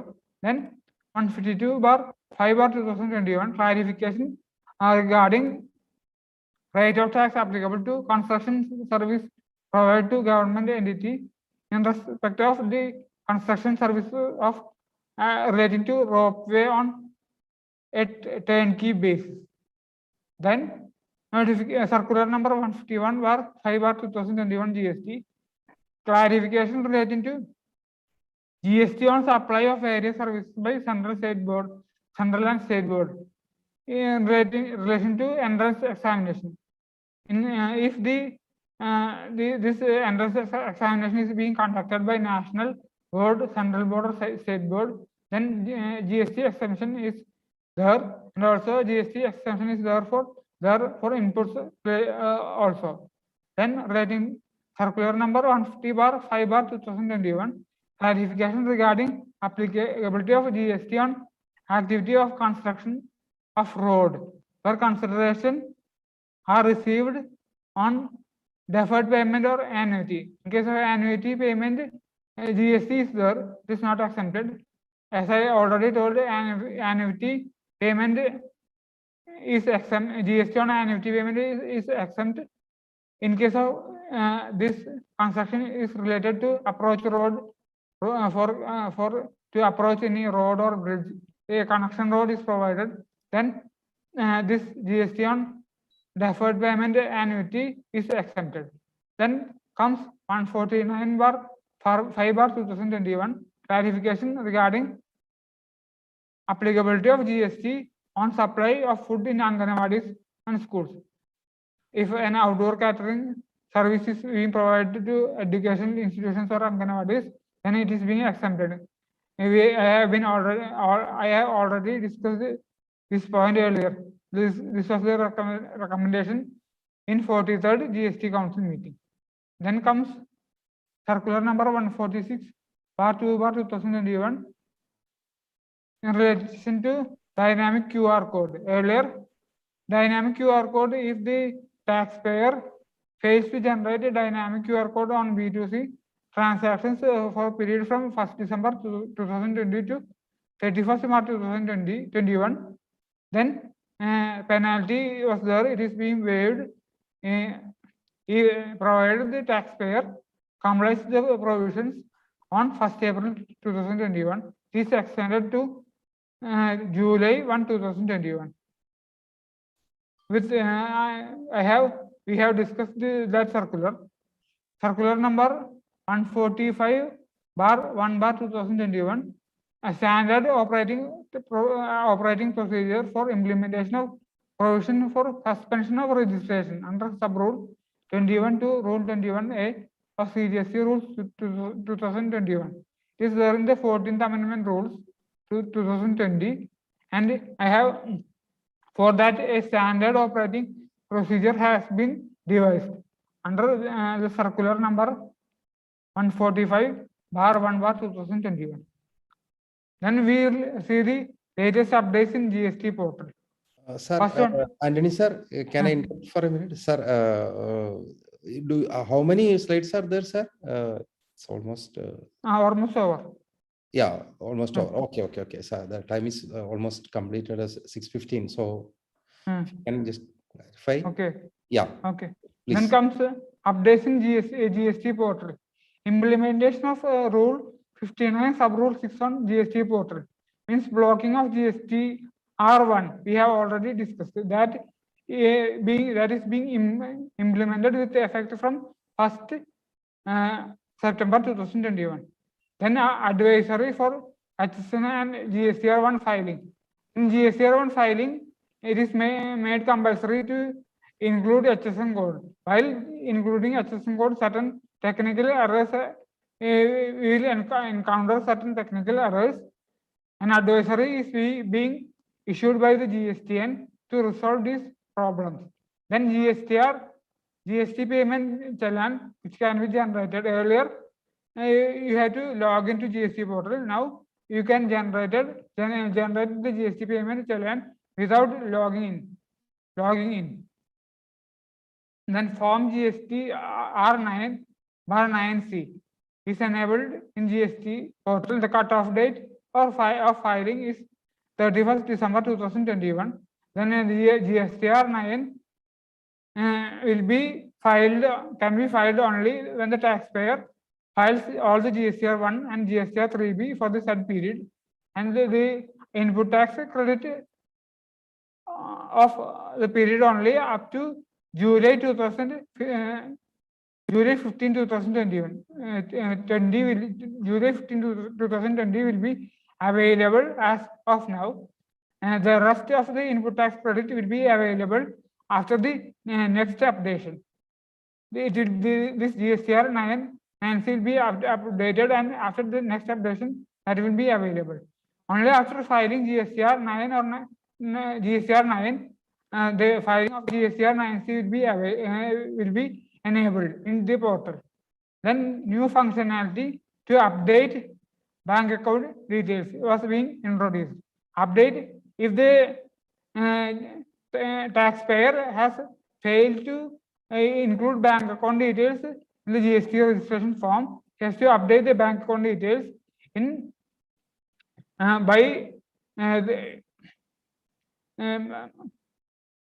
in the menu. This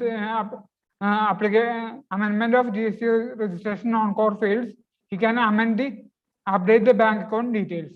And also, if the bank account details has not been updated, there are chances that the GST registration will be cancelled. Then new functionality for annual aggregate turnover means annual aggregate turnover for the preceding financial year will be available to the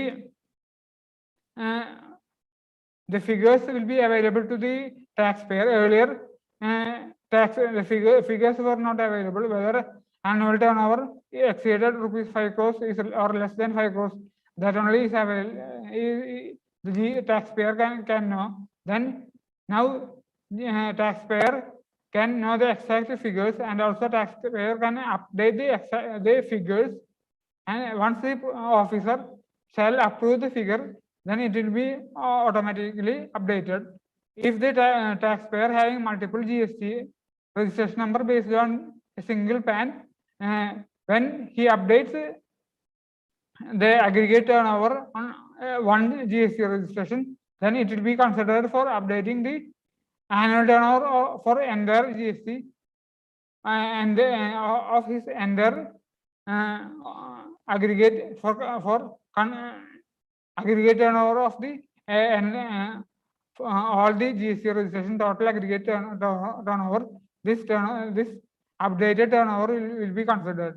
Then comes moving the records saved in IFF to later months of same quarters.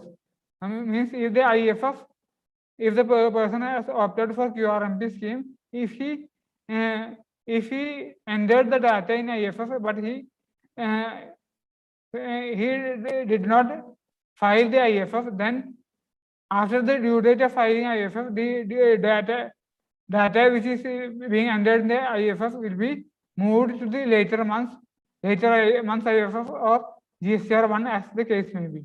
Then comes the auto population of GSTR3B liabilities for taxpayers under QRMP scheme from their IFF as well as GSTR1. From IFF as well as GSTR1, the auto population will be the taxpayers liability will be auto populated.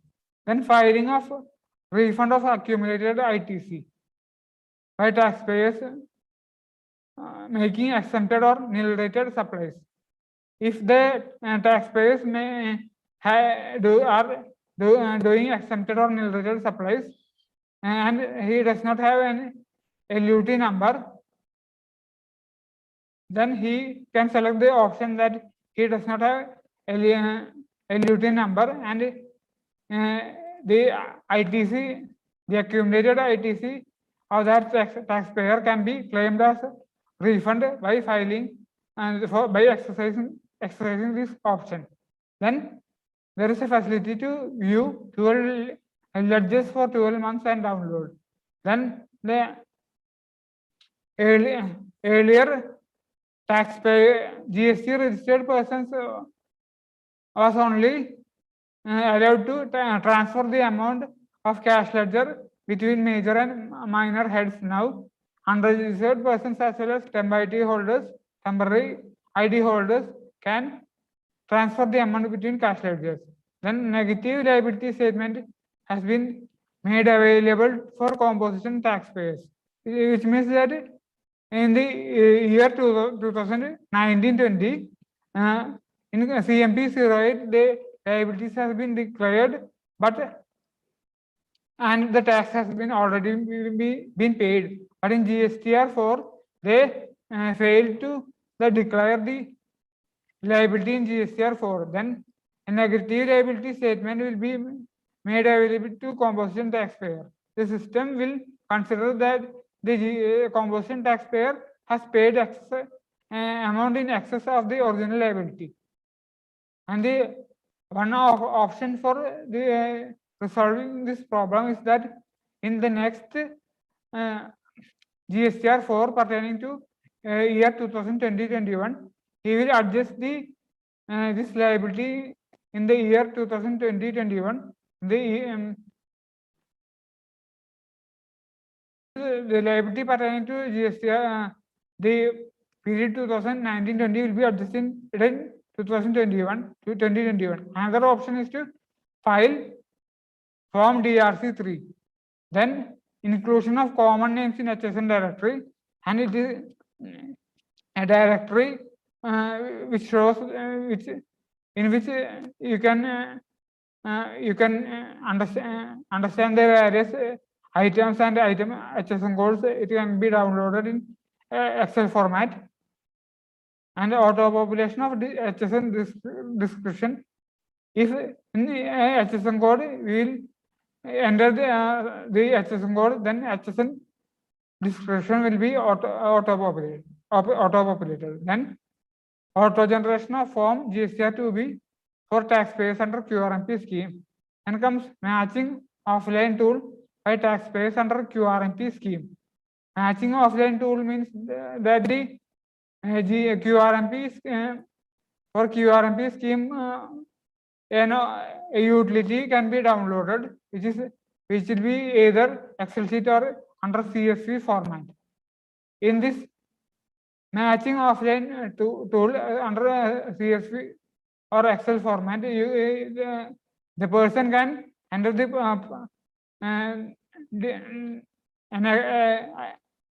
a purchase register can be created, and purchase register can be maintained by this taxpayer by giving his profile GST, which means GST, and the year pertaining to the return, and also return period.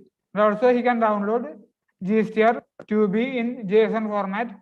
The utility matches the ITC as per GSTR 2B and the purchases recorded by the taxpayer, purchase and tax recorded by the taxpayer, and in this way the QRMP, the taxpayer can ascertain the eligible ITC.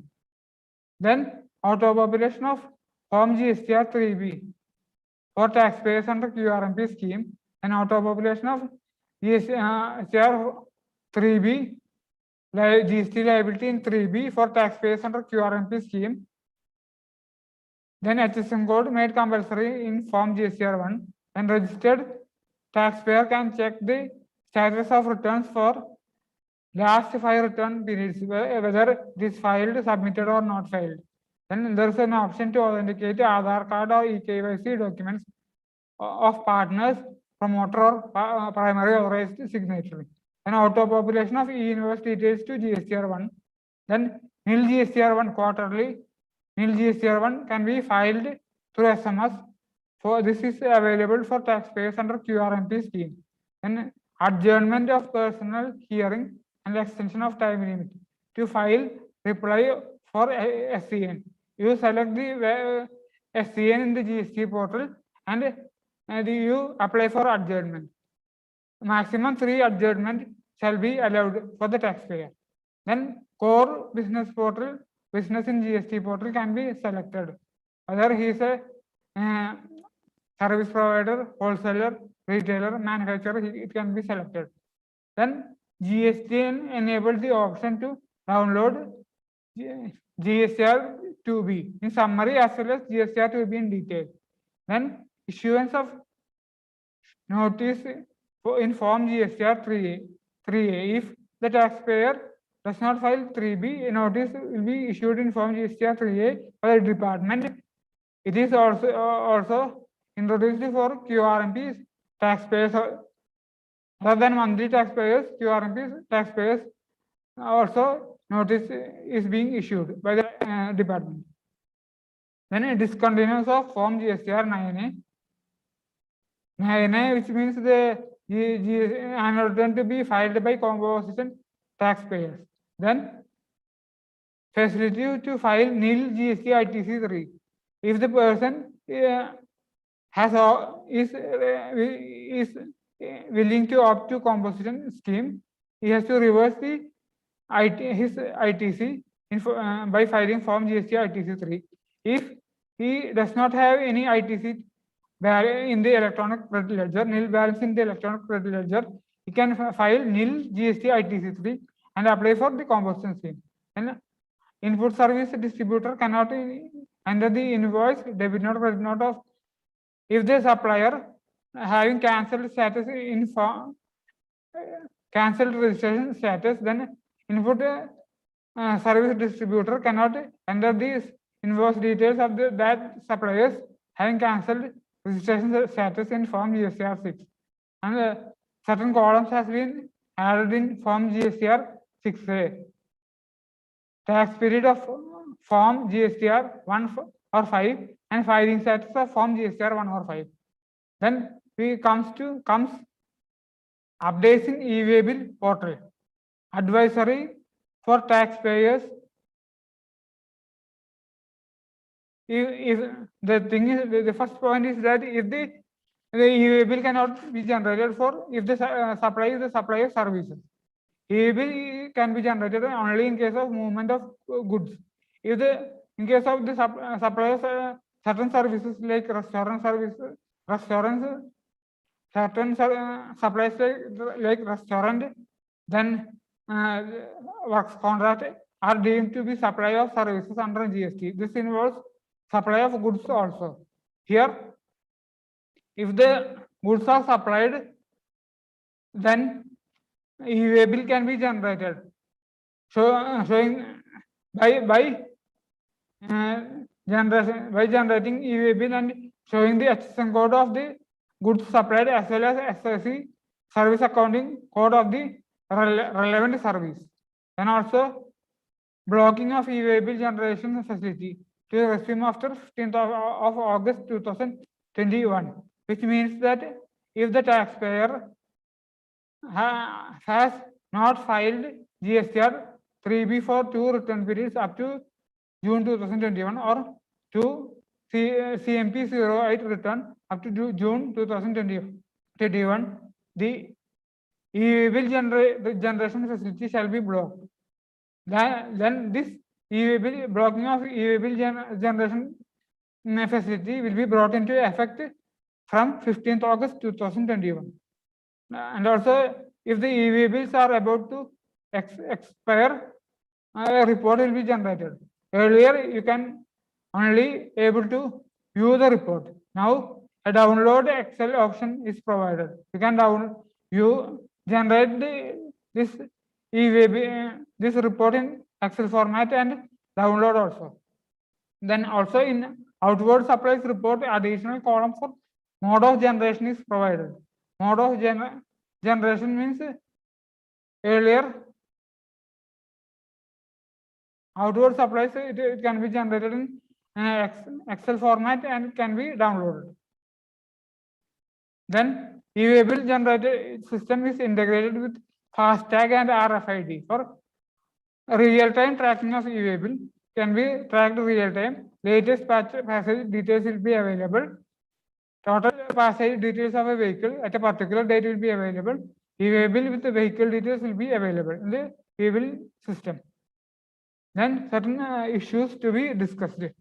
First one, whether refund is allowed on ITC in case of inverted tax rate structure in relation to input services. Recently, Supreme Court has been ordered that the inverted tax rate structure will not be allowed in case of refund will not be allowed in case of inverted tax rate for this input services. Earlier, there were two High Court decisions. Gujarat High Court decision in case of VKC Footsteps versus Union of India, which allows input tax credit on the refund of inverted tax structure in case of input services. And also the Madras High Court has taken a contrary view. It disagreed disagreed, stating that the refund should not be allowed on ITC in case of inverted tax rate structure related to input services. The case law is Transtronal Troy Alcons joint venture versus Union of India. There are two contrary views, but the Supreme Court upheld the view of the Madras High Court and denied the ITC in relation to inverted tax structure for input services. Also, the Supreme Court has directed the GST Council to reconsider the formula. In that formula also, input services has been excluded for calculating the refund on inverted duty structure. The GST Council should allow the GST Council should take a decision in relating to allowability of input services in relation to refund of ITC in case of inverted tax structure. Then whether EVA will required for transportation of used personal vehicles. Earlier, in case of the Kerala High Court has declared that EVA bill shall not be generated for transportation of used personal vehicles. The case law is Assistant State Tax Officer Intelligence versus Messrs. VST and Sons Private Limited and Muthukumar Meenakshi. Here, the applicant was transporting a motorbike from Coimbatore to Trivandrum. The applicant had two options: either to ride the motor vehicle from the motorbike from Coimbatore to Trivandrum or transport the motor vehicle. The applicant has opted for the second option, to transport the motor vehicle. The department has raised the complaint that the EVA bill is not generated by the applicant. The applicant filed the case in Kerala High Court, and the Kerala High Court decision is that this is a transport of personal vehicle for personal purpose. It is not supply, and EVA bill is not required to be generated. Then whether the ITC will be denied to the buyer when there is a failure to pay GST on the part of seller.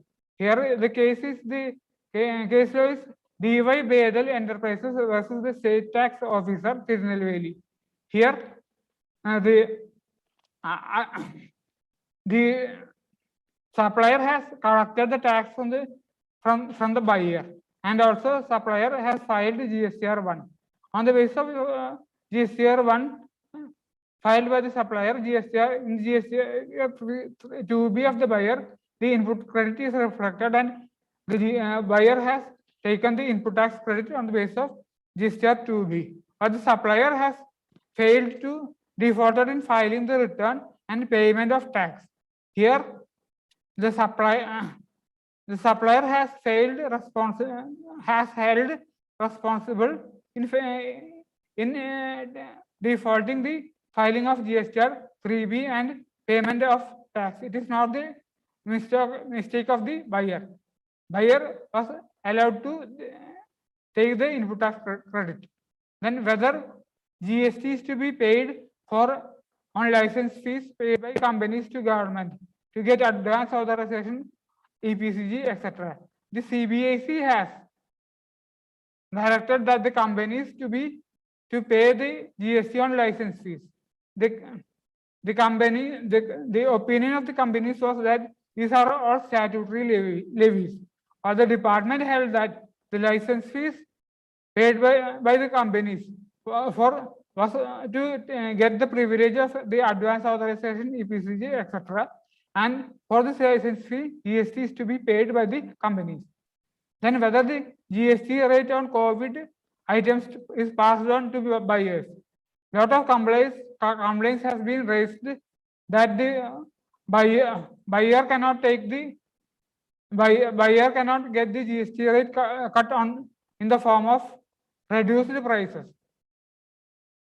And the National Anti-Profiteering Authority NIA held that the officers should correct the complaints relating to this GST rate cut, and it is to be passed on to the NIA, and the NIA will take appropriate action to those parties who have not passed the GST rate on COVID items.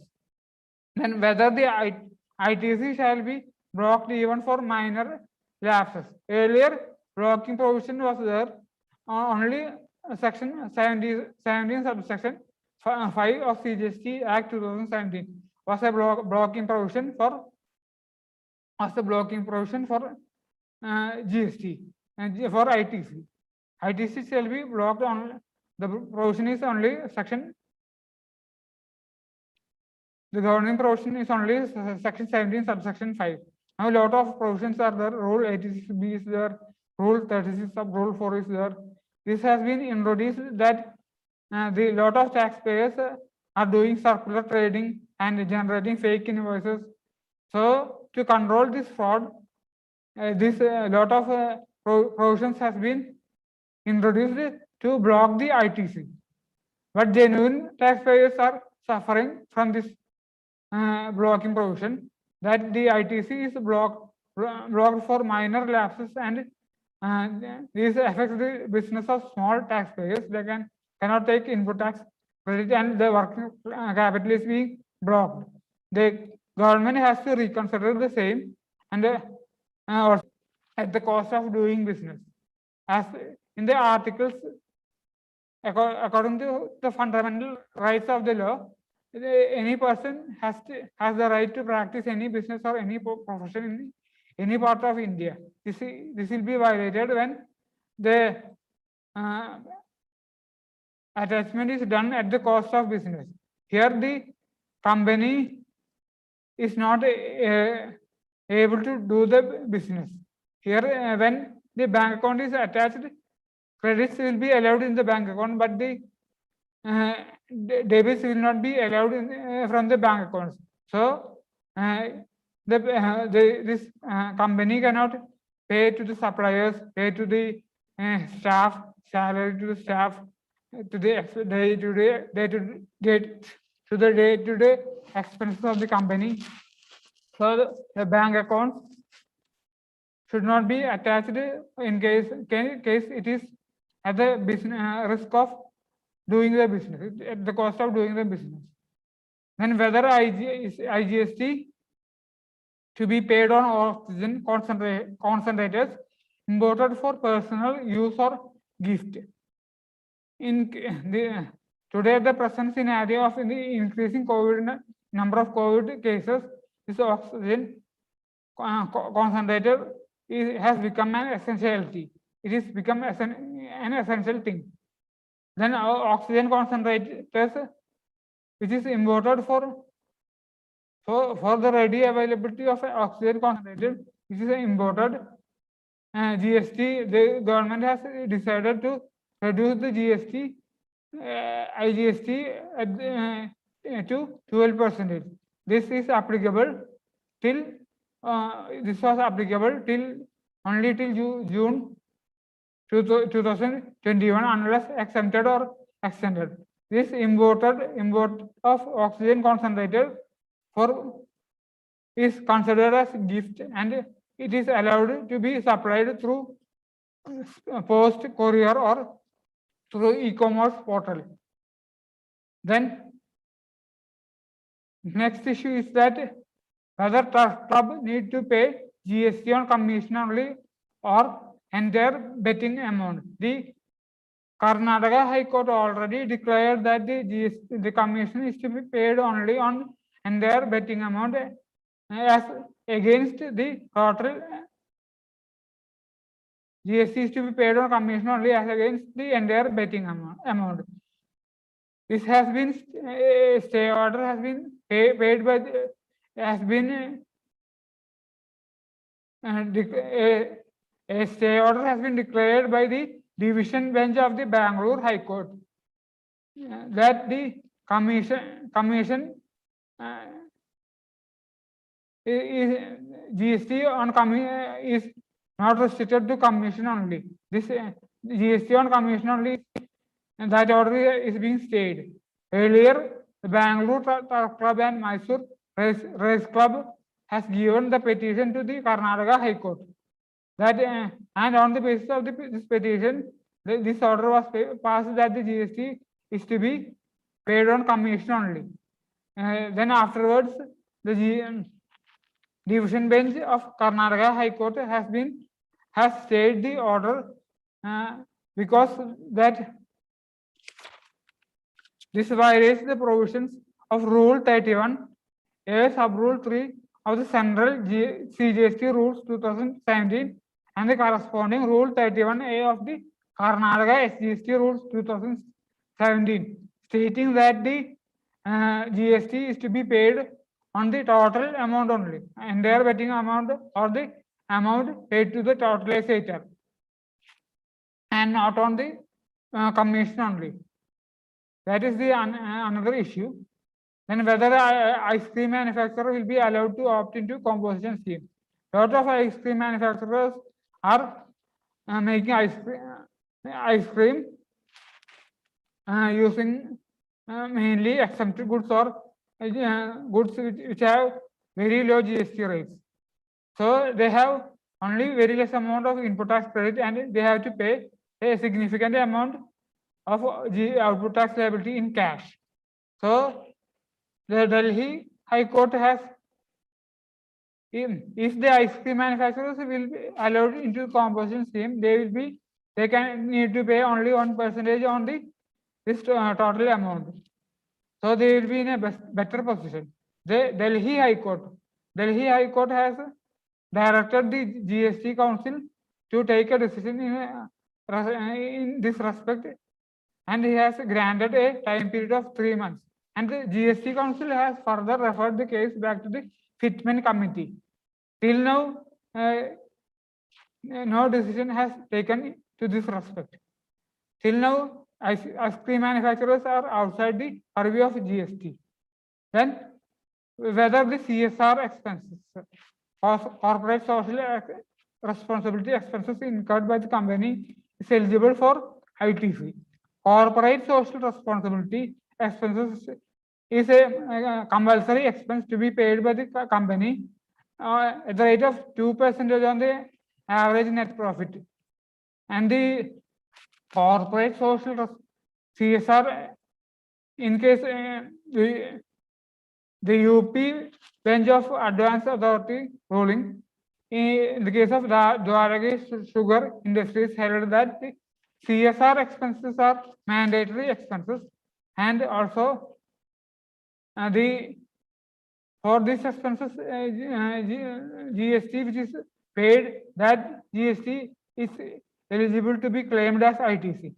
As against another case law, another decision, another ruling of AR Kerala in relation to polycab manufacturers versus in relation to polycab manufacturers, in which the polycab manufacturers has been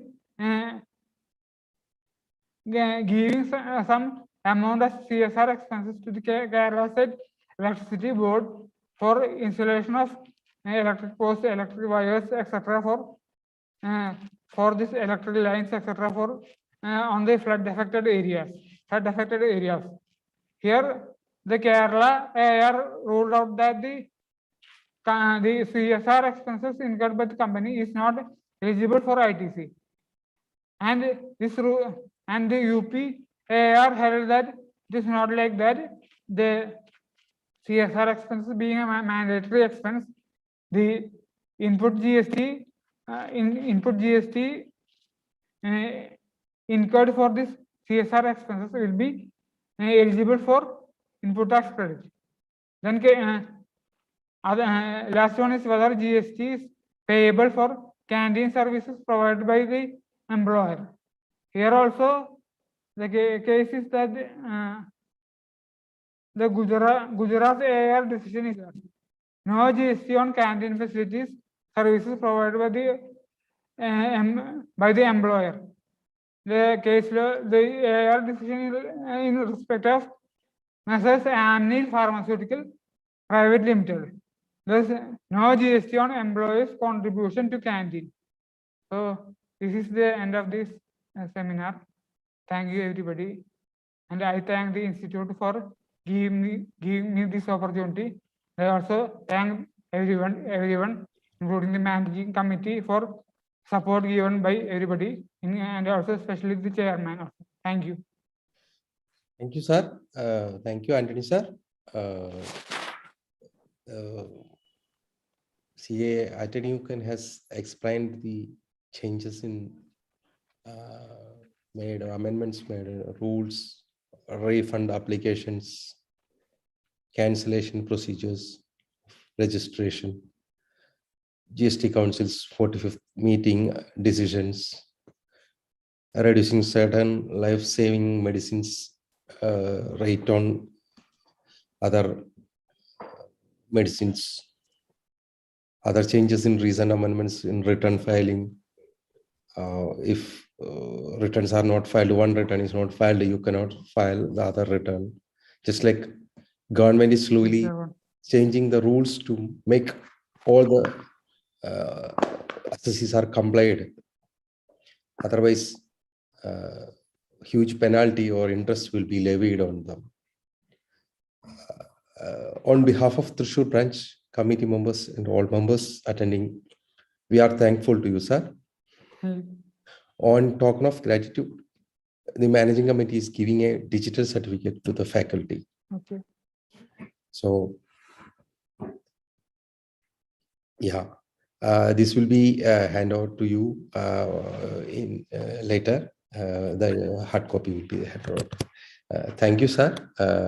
On behalf of the managing committee and THRISSUR branch, thank you. Thanks to all the attendees for attending this seminar. Thanks to the managing committee and other staff. Thank you. Thank you for that one. This meeting is adjourned for that.